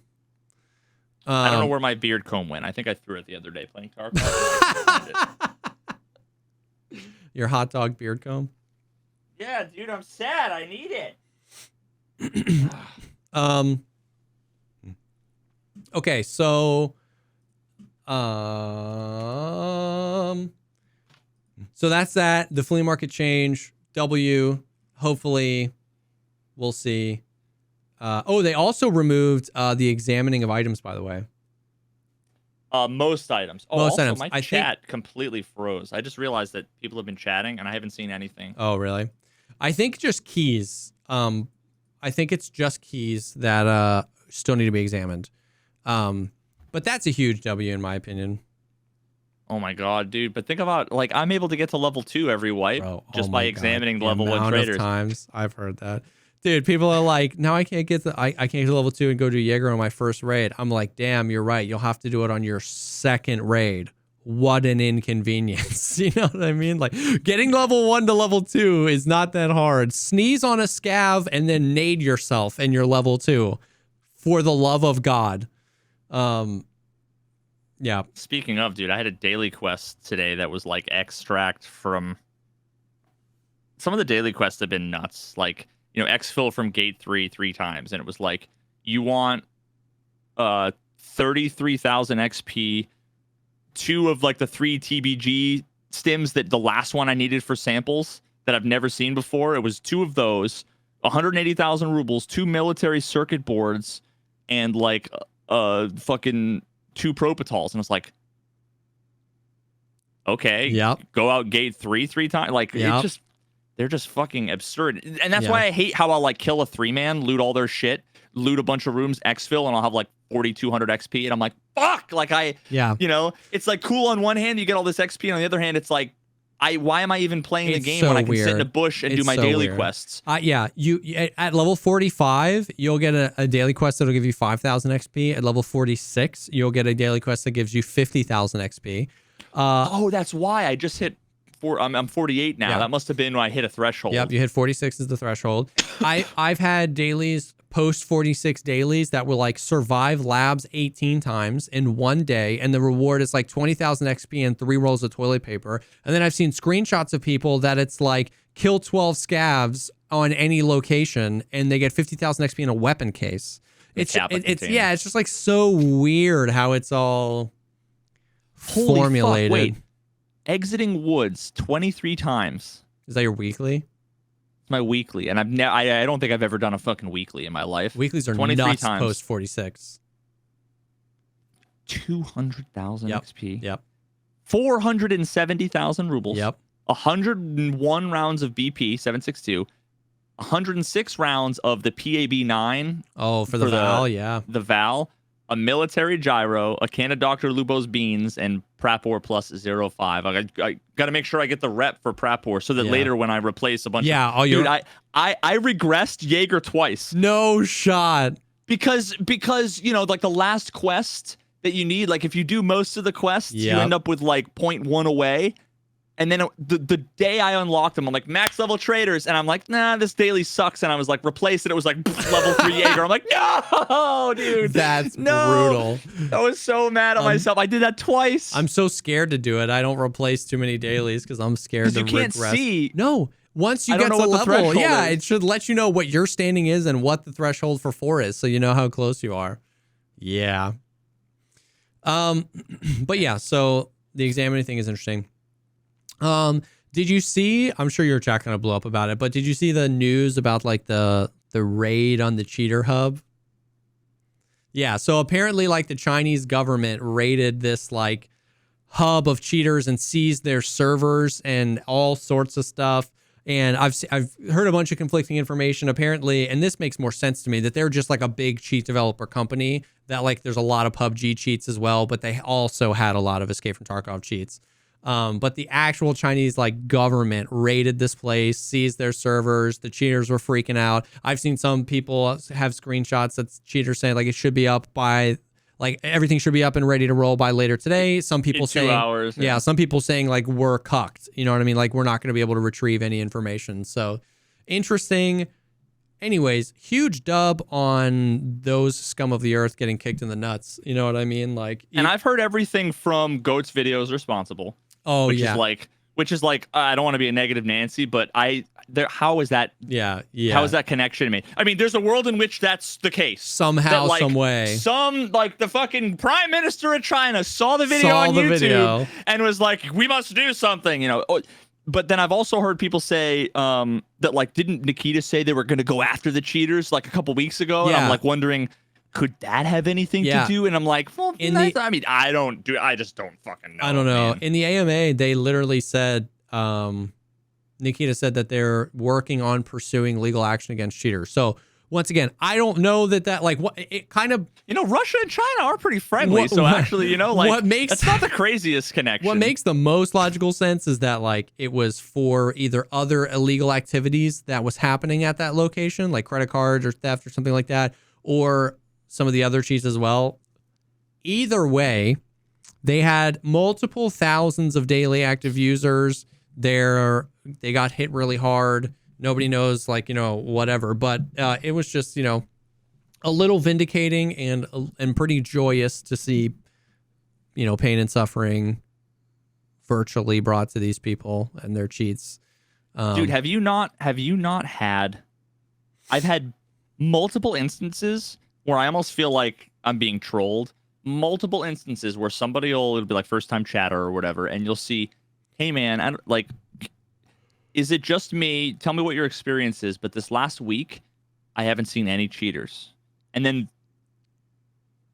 10 minutes later, someone will say, dude, is it just me or have the cheaters gone up tenfold? Oh, yeah. And it's like, dog, what do I say to that? Yep. And of course, I've been playing early in the morning, so I've already changed a massive variable in the fucking experiment. So I'm like, I don't know, man. We're kind of just, nobody knows, right? Is it 60? Is it 30? Is it 20? Is it 90? Is it 50? Like no one knows. No one can know. And we're still unknowable. And most of us are staring in the wrong direction. Most of us are literally looking at something else. There are like there is a non-zero amount of people that have a day where they don't die to any noticeably desync deaths and then come into people's chat and say, it feels like the cheating's gotten better since the GOAT video. I'm glad BSG is finally doing something. Like most of the time, most of us are looking at the wrong direction. We're looking at networking, and it's just, yeah, like you said, it is an unknowable situation here. You know what I mean? One full-blown rage hacker, like if in your first few raids of the day, like a spin bot, like the guy that got me on Woods, a spin botting rage hacker kills you, that sets you up emotionally for failure that day, right? And, yeah, you're like, it's going to be a shit day. And you're going to say at the end of that day, the cheating situation really sucks, even though that might be the first rage hacker you saw in months. You know what I mean? And then similarly, on the other end of the spectrum, you might have a day where you were in 18 raids with cheaters who are RMTing that avoided you with your ESP. You didn't die to any desync, and you said, it's been feeling great, brother. And you were in raids with cheater all day. You just like, it is an unknowable thing with too many variables, and too many parts of the game suck dick, like the audio and the networking, which convince all of us that like 6,000 hours, 10,000 hours, literal developers of the game get duped by the game's current shortcomings into thinking it's cheater. So it's just like, it's just like, basically I at this point, unless somebody's coming off really hostile towards me, I'm just there to let them know their feelings are valid. When people are like, the cheating sucks in this game, it's so bad, I'm just like, dude, you're right. It is bad, and I'm sorry you're dealing with it. When people are like, dude, I don't really feel cheating, I'm like, I'm glad you're having a good day, dude. I'm just like here to like mirror your feelings and let you know you're okay, because I cannot speak to it. I can't, and I can't lose my mind trying to tell everybody, well, you know, you might be. It's just like, I'm here, you know what I mean? I'm here to have a good time. Take a book out of fucking Jesse's. I'm here to have a good time, and just whatever you need, I'm here for you. You know what I mean? When people get aggressive towards me or towards other people or whatever, that's when I'm like, get out of here. But it's just like, there's too much information, and I don't know any of it. So I'm just here to vibe and play the game. Yeah. There was that Reddit AMA. Did you read through that? We definitely don't have to go through all the questions, but like, did you see? So there was the AMA, like, so Nikita started going ham on Reddit, and we talked about that a little bit. And then the next day he actually said, he posted a thread and said, ask me anything. And then he went crazy answering questions. And then BSG like officially put a bunch of the questions together and posted it on their forums, the questions and Nikita's answers. Did you like go through that at all? I'm trying to remember. I've seen bits and pieces of it like all over the place, but I don't remember off the top of my head. Which is fine. We definitely don't want to have to go through question by question. Most of it are either rough questions or answers we've heard before, or vague non-answers. You know what I mean? But there were some nuggets of information in there. It was interesting. Nikita said that between 70 and 120,000 concurrent players on an average basis right now. 2 months into life. 70 and 70 to 120,000 is where it sits, which was interesting. Because one of the questions was, on average, concurrent. The question was, on average, how many people play EFT at any given time? He said hundreds of thousands every day. And then the guy said, keep in mind, he said every day, meaning he's probably not talking about concurrent. And then Nikita responded and said, online varies from 70 to 120K lately. Now, I wonder, what I want to know is, at any given snapshot in time, what percentage of the player base are just is loading into raid or in raid, and how many of them are sitting there AFK in a hideout, crafting, or on the flea market watching streamers play because they don't want to play the game? No, for sure. That's a genuine question. I'm not like, saying. If there's that many people, what I want to know is, like, I want someone to do a fucking analysis, and someone's going to do it, and then I'm going to call their analysis into question, and then people are going to say I'm butthurt because I didn't do it. But an analysis on,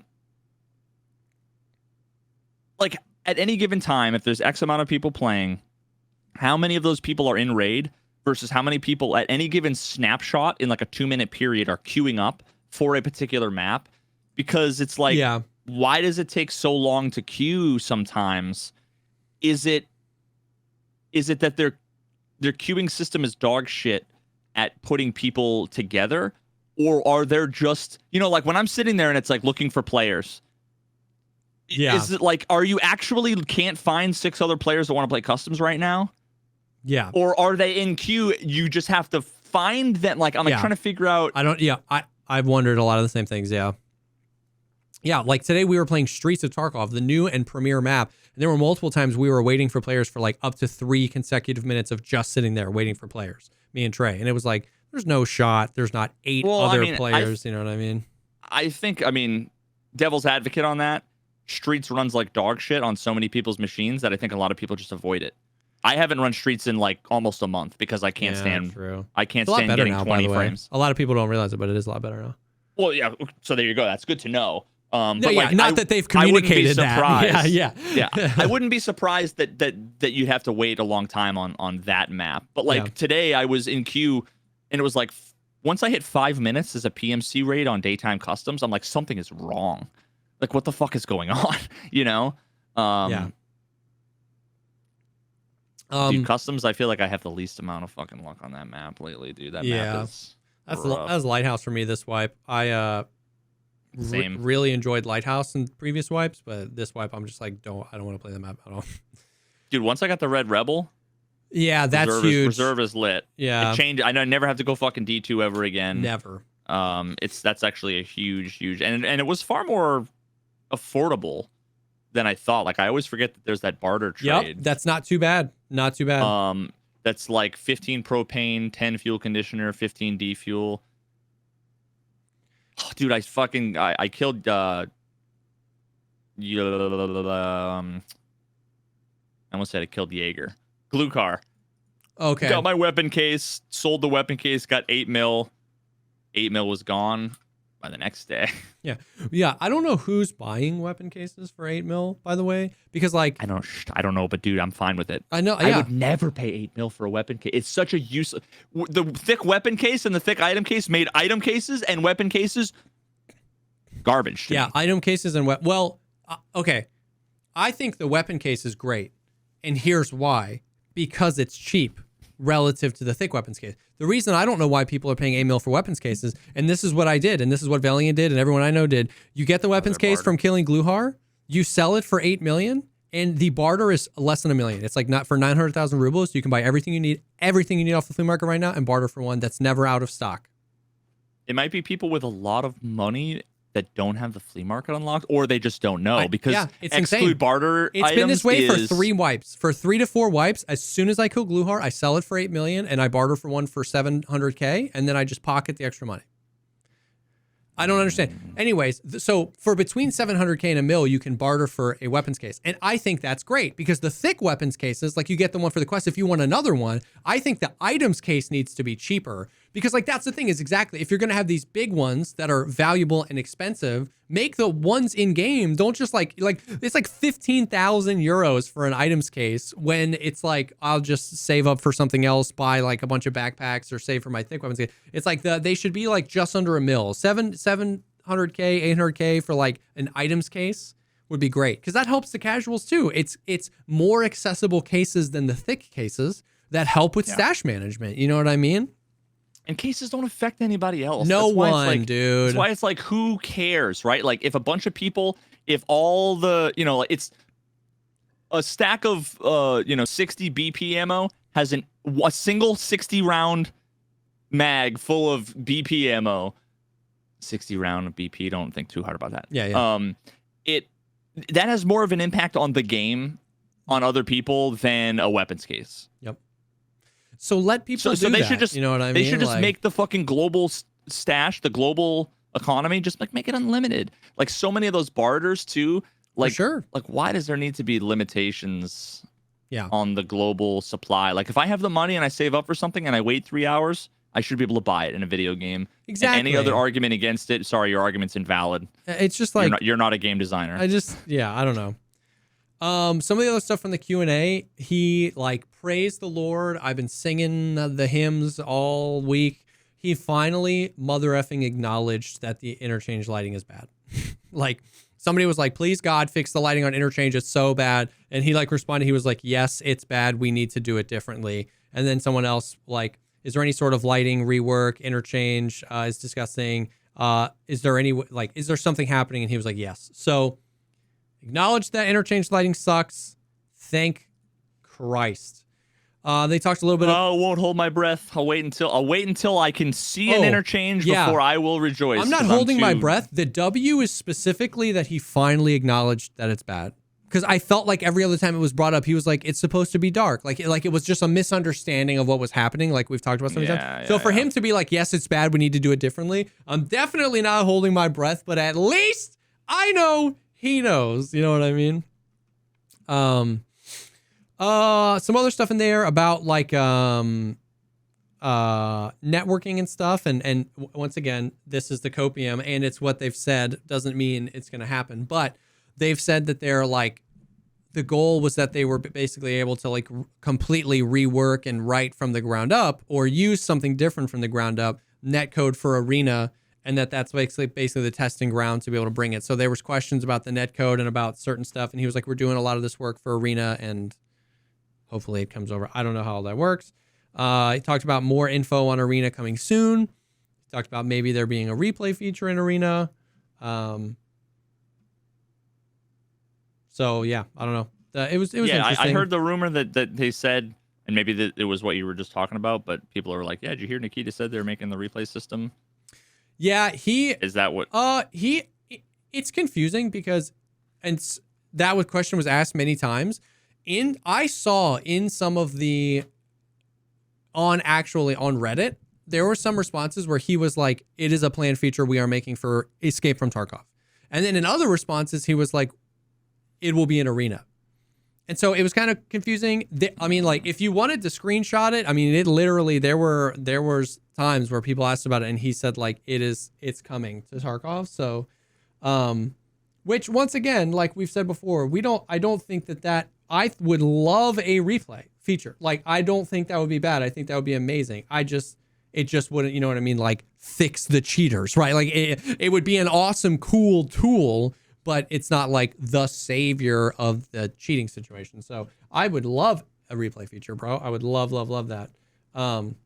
Just as long, dude. What I want is, not OBS to crash.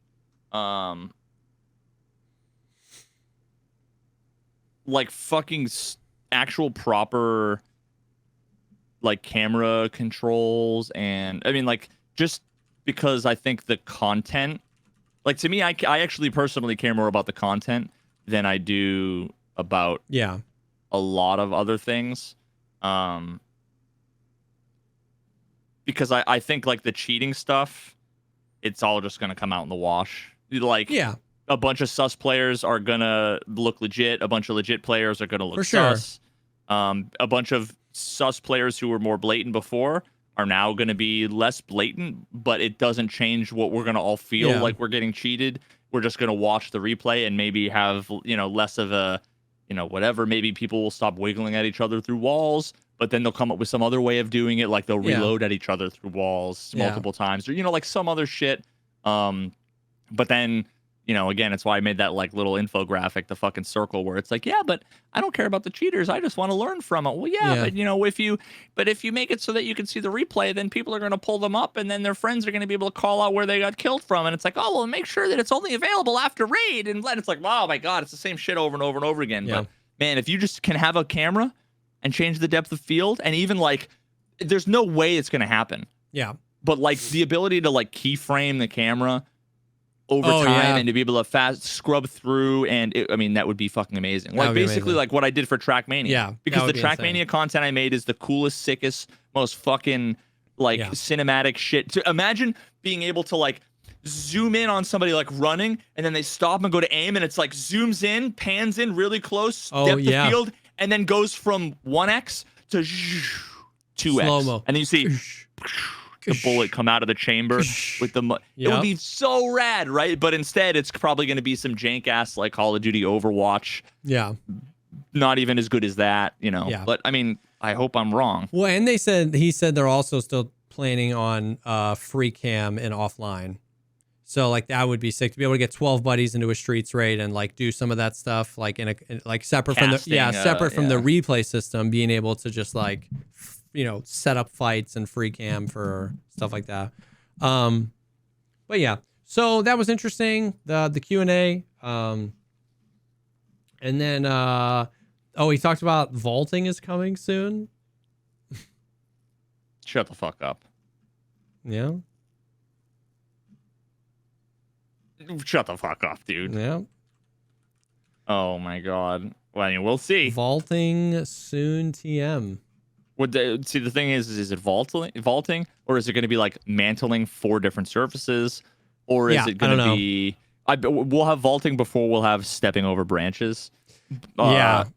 Yeah. I would take that first personally. Just like, let me step over small objects before, you know what I mean? Like, I would take that any day over being able to like mantle up onto like a jump over a fence. Let me just like there's the little literal like garden 6-inch tall garden stakes on streets that like, and you have to jump. You have to do a full jump's worth of stamina to get over this 6-inch thing. You know what I mean? It's like, Jesus, let me just like step over it.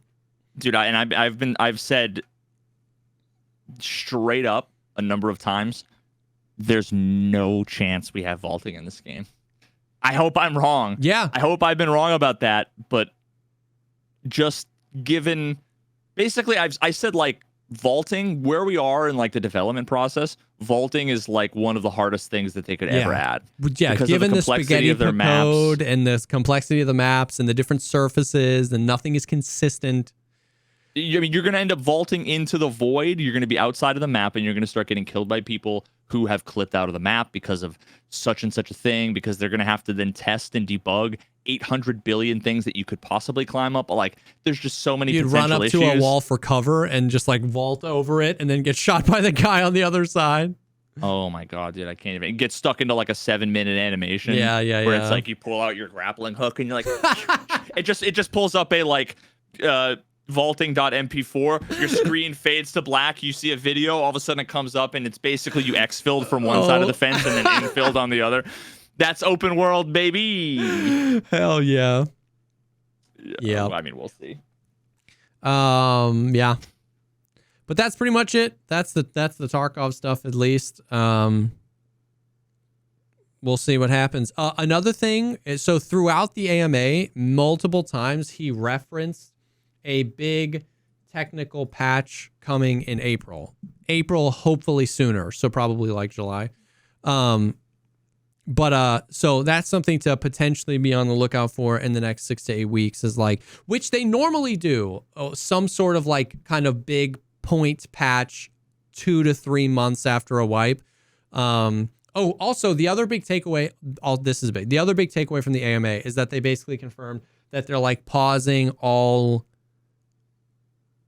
big features that aren't necessary for 1.0. Like he said that he was like, there won't be any more big features coming until the release of the game, that they're like, which obviously big features is vague, right? Like we might need a map. It's not like the armor plating. Yeah, I think stuff like that. But big features is just vague, right? Because like we might need a streets expansion for there to be a location for one of the storyline quests that is required for the game to go 1.0. So like, I think big features is a vague thing, but I think what language barrier, Reddit AMA, who knows? But I think what they were trying to communicate was that they are trimming the fat, they're trying to optimize, and they're just trying to get to 1.0 with what's necessary and get that working well.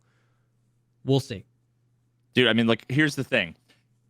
Would you have Tarkov 1.0 that didn't have open world, didn't have, like, customizable rigs, it didn't have any new maps or any new guns, but the net code was like 75% better? Yes. And the sound was working? Yes. I would. There was a point in time where I think I'd probably agree. Yeah, there was a point in time where bright-eyed, bushy-tailed Jesse would have told you no. You know what I mean? And there's still a part of me that wants like open world more than anything. But where I'm at right now, I would absolutely take 1.0. No new maps, no new guns, no new mechanics. What we have with the storyline quests and maybe streets expanded with good netcode and good audio, I would take that. The game is so close to being just the best game ever. But the question is, though, but even like, let's say they did that, right? Why, without wipes? Maybe they're gonna do wipes, right? Yeah. But like, without wipes, why play 9 months after you have Kappa. Like, oh yeah, it'll be a new game time for sure. That's kind of a separate conversation though, because we still don't know what we still don't know. This is going down the rabbit hole of like, we don't know what their original plan was. We don't know what their current plan is. We don't know if those things have changed. So to speak on that, I don't know. They could have a plan, a rock solid plan, just like the storyline quest. The storyline quest is a good example. They know that what they want, they know how they're going to be in the game. They're not implemented yet, but they don't want to tell us. They could know exactly how they want to execute a 1.0, where like they had said way back in the day, where like there's going to be seasons and characters that don't wipe and characters that do. Maybe they're just like, you know what, we're going to keep wipes up forever. Some games do that, but not knowing, I don't know. You're absolutely right. Right now with what we have, 1 year after, a year into a wipe where there were no wipes in the future. Yeah, of course, nobody would, you know what I mean? It would change things. So we just don't know what their plans are or how they're planning on changing it. Now, what if there was wipes? Even that, I don't know. Like part of the reason why like I keep playing and keep coming back, even with the wipes, is the tiny bit of new content that lasts me like a month, right? Yeah. And then it's like the excitement for what it might be in the future, right? So for sure. If they went to 6-month wipes and released the game as it was today, and they fixed all the bugs. Yeah, I just don't know. Yeah, for sure. I don't know that this cycle would be enough to keep. I just can't even think of conceptually like what could. I get that. Even with a full storyline quest thing, like there's no way that even if it was Lightkeeper times 2, I don't know. I just wonder like what would be the thing. I agree. I don't know. I mean, it could be they could just do seasons instead of like DLCs where it's just seasons, 6-month seasons where they change variables or make adjustments to maps or make adjustments to traders or whatever like that. That would work for a while. Yeah, I don't know. I definitely agree with what you're saying, though, that so much of the excitement around wipes is the progression towards what the game, you know what I mean, wants to be and the new features and new things. So yeah, I don't know what that answer is, but I also feel like we're so far away from 1.0 that it's just meaningless. Like because I think that some of the things that happen between now and 1.0 will inform how we think about 1.0, and then also all of the secrets that they're keeping around 1.0 are going to inform what we think about 1.0. That in no way means I'm like, they have a plan, Veritas, it'll be great. I definitely concede that there's a future where they're like, here it is. It's the game. It's 1.0. We've stopped wiping. And I stopped playing in 9 months into that. You know what I mean? I'm not saying that's not a reality, but I'm just saying like there's so many things that could happen between now and then, or so many plans they could have yet to be executed on. That you said if they're halting feature dev though, like then that to me makes me think 1.0 is closer than we thought. Otherwise, we're gonna have no new features and maybe some content. Yeah, that's why I think it was. It's either short or it's a long time without new features, which is like. That's why I think what he said was confusing, because I think what he meant was there will be new big features. They will just be the features that are required to get us to the 1.0 they want.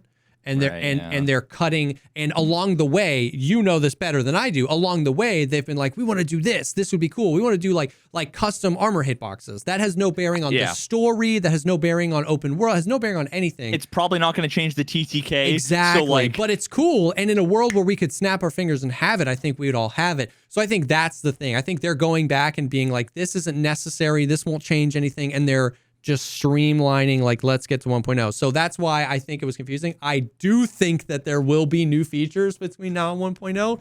They will just be only the required features.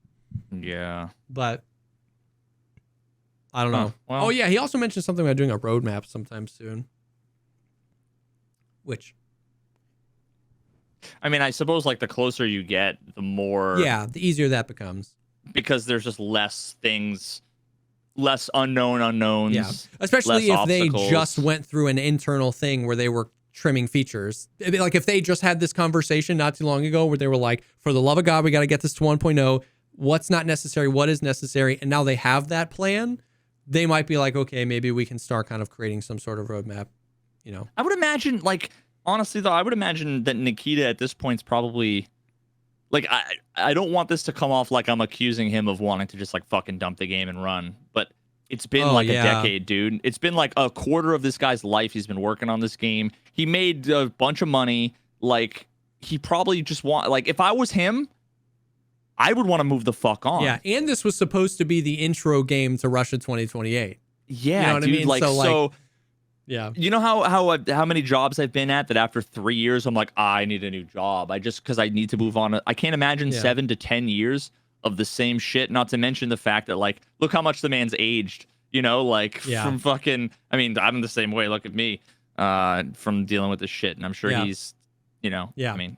So I agree though. I agree with what you're saying, and I think that wouldn't be a wrong sentiment for him to have. Exactly. So like, I'm very curious. I'm curious to see like where they are and what those features are and what they're planning on doing. But hopefully they optimize, they get to and honestly, in a perfect world, in my opinion, they get to 1.0 and it's good. And then they keep adding those other features and they keep adding to the game. It's just, we need to get that vertical slice. We need to get everything in the game working.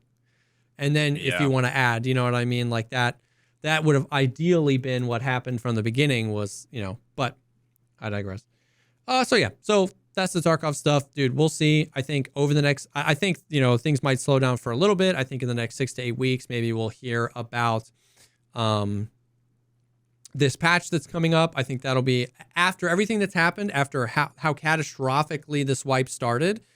And then already all the drama and everything with your video and all the, like, the huge, like, we've had the most polarizing moments this wipe ever. Dude. There was more hype going into this wipe than any other wipe. There were lower lows at the beginning. There were higher highs than there have ever been after your video. There were even lower. We broke our own new record for low lows recently with the cheating thing. So with all of that in mind, I'm very interested to see what the next kind of like patch would be in April or so, if they do a podcast about it, what that's like. So I don't know. Yeah. So interesting stuff, but that's the Tarkov stuff. Have you heard at all? Have you been seeing anybody play the game, The Finals? No, I've heard people talk about it. Wait, is that the one where it's like money? Yeah. The money related, almost like BR kind of thing. Yeah. Yeah. I mean, I don't know. Like it gives me vibes of a lot of the BRs that kind of came out. There was like that one, The Culling, and then there was also another one that was kind of like 80s sort of themed. I remember watching the doc. Play yeah. I don't know. Like, to me, I don't know. Like, it's interesting. The BR genre is kind of, I've lost interest in it, especially another one where it's like you don't even have to be the last to survive. Also kind of like, I feel like takes away some of it, but maybe it's the opposite. I don't know. Yeah, it's not really a BR. It's more of a, like, it basically what it is like every round you queue into is a bracketed competition. So like when you queue into a new round, it's I forget how many teams, but it's teams of 3. I'm going to make this up because I don't know. 8 teams of 3. If you lose, you just go out and you queue in with your buddies into another one. Very casual. If you win, you go to the next level, where now it's 6 teams of 3. And then if you win that, you go to the next level. And if you win that, it's like you against one other team or something. And you go to the finals and you like win. So it's like kind of BR in the sense of you want to keep progressing and like beat the other teams, but it's not BR. Like there are respawns. Like when you die, you can respawn. But like, only with teammates. Yeah. Right? Like your teammates have to res you, right? Well, you have like a certain number of respawn tokens where you can respawn after a certain amount of time if your teammates don't res you, or your teammates can res you. So it's unique for sure. I haven't played it. I've watched it. It's unique. Oh, is it out? I didn't think it was even out yet. The beta is out. Yeah. So they did an alpha test a while ago, and then the beta test is going on right now. So it's interesting. What's interesting about it is it's a lot of the devs from DICE, the old Battlefield games, the good Battlefield games, started this company. Okay. So Veritas, when I say that this game is what every game up until this point has wanted to be with destructibility, the only games that can compete with this are like the voxel art games. You know what I mean? Like, yeah, I saw some of the I saw Jack Fragg's Yes, I watched video. Jack Fragg's video where he was like systematically taking down buildings, and the whole thing came down. Like the heavy guy has like a supercharged shoulder dash he can do every once in a while that you can like break through walls. RPGs, C4s. The destructibility is insane and really cool how the map evolves over time as it gets more destroyed, and like really insane plays where like, because you have to like wait at the golden thing for the money box to come out and then go take it over here, where like teams are waiting and then people just blow up the floor and all the physics work where the money box comes down and now it's on your level and you can steal it. It's pretty crazy. It's pretty crazy at insane cool AAA graphics. A big concern a lot of people have had is like the time to kill is too long. Like it's kind of like crazy, bro. Yeah. So like hopefully they balance that a little bit, but it definitely seems interesting. Once again, it's not like I spend Outer Wild. I was just gonna say it's not like I spend a lot of time playing other games anyway, but it just looks kind of cool. Yeah, I was gonna say Outer Wilds beat them to the real-time destructibility of maps. There's a planet called Brittle Hollow with it's literally like an encasing around a black hole, and like chunks are just falling into the black hole. Like that's insane. That's real-time destructibility, baby. That's freaking nuts. But yeah, so I think that's like it in Tarkov land. Yeah, that's all the gaming stuff. It's been one hell of a show these past few weeks, huh? Yeah, dude. Yo, I've been on something we haven't talked about in a while that we talked a bunch about back in the day. I've been on a binge, and I've kind of been out of content to watch, but I went on a binge where I was watching a ton of like woodworking. Oh, nice. Woodworking stuff, like a lot of those slab tables or like the river epoxy tables. Basically, like Blacktail Woodworking, Four Eyes Furniture, I think, like those channels on YouTube. They make some really cool, just like chill, vibey, making these gorgeous woodworking stuff, and I like I really like the vibe of those two channels. That's cool. And then I, got into watching all the fucking blacksmithing, fucking Damascus, knife making stuff, which I love. And then of course you end up in like Forged in Fire, like that kind of game show. And then somehow I ended up lately down a rabbit hole where I've been watching either the like old timey hard candy making, I know like exactly the old what you're school. talking about. Yep. I think there was like a video that went viral, at one point that then it ended up in everybody's algorithm where it was like, was it like Lofty Pursuits? I think I don't know if it was like Vice or someone did a video where it was like the owner of this thing talking about, making like the hard candy, and it's just so satisfying watching them like just pour out like sugar on a table and then have it dry. And oh god, I've been watching a bunch of that, and then somehow I ended up down a rabbit hole of like horseshoe like hoof maintenance bullshit, where it's like you have like a horse with its like hoof cracked in half or something, and then they have to like, it's so, I don't know why, it's like oddly satisfying seeing them like take a knife, scrape it away, and like scrape away. And I know nothing about horses, like none of that stuff, and you just feel like, oh, like it has to be, and you just see the horses are just chilling. Yep. While they're sitting there like burning on the fucking horseshoes, and that's just like a world I'd never fucking Is it farrier? When I keep reading, I've never heard anybody pronounce the word. I just keep seeing it in the titles. Is it farrier, or there's a world in which it's like Ferrier? Is it French? Foira. Yeah, I don't know. Ferrara, Ferrera, Ferrier, Richard chocolates. Those are my favorite.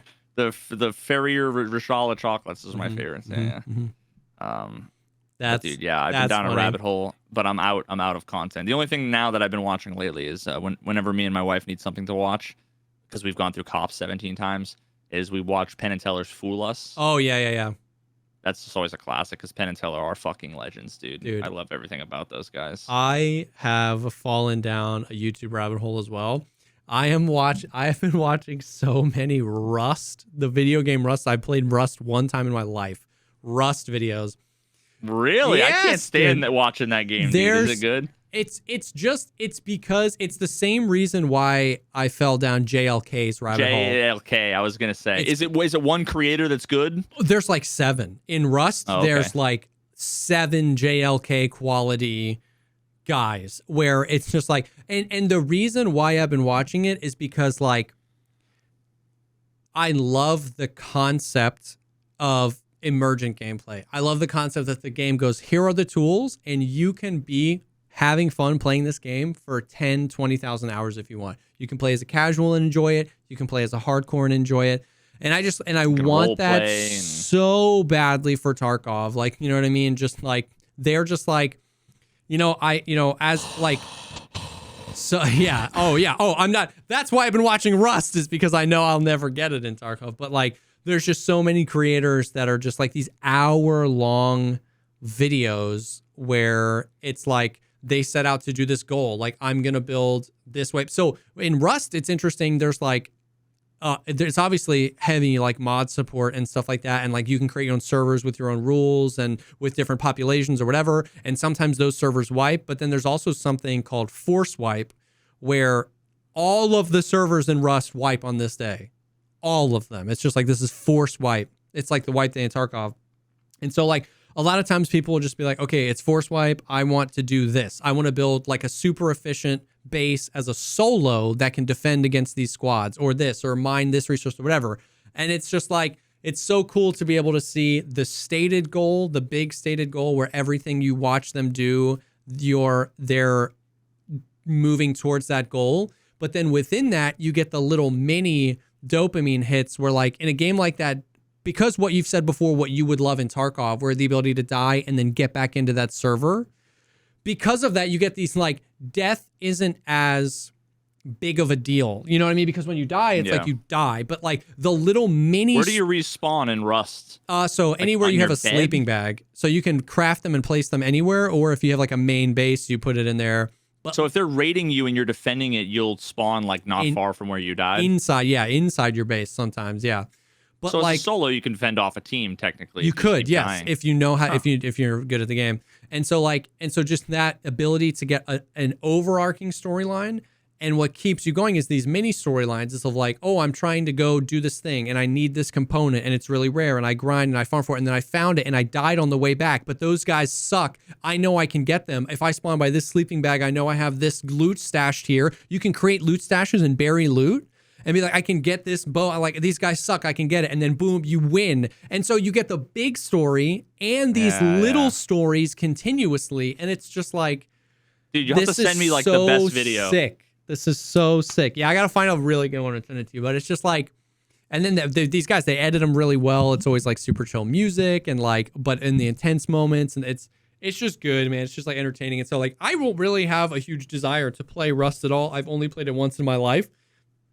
But the videos are just like entertaining and make me wish that Tarkov had that emerging gameplay. I miss like classic Rust, OG Rust. I don't even know what you call it.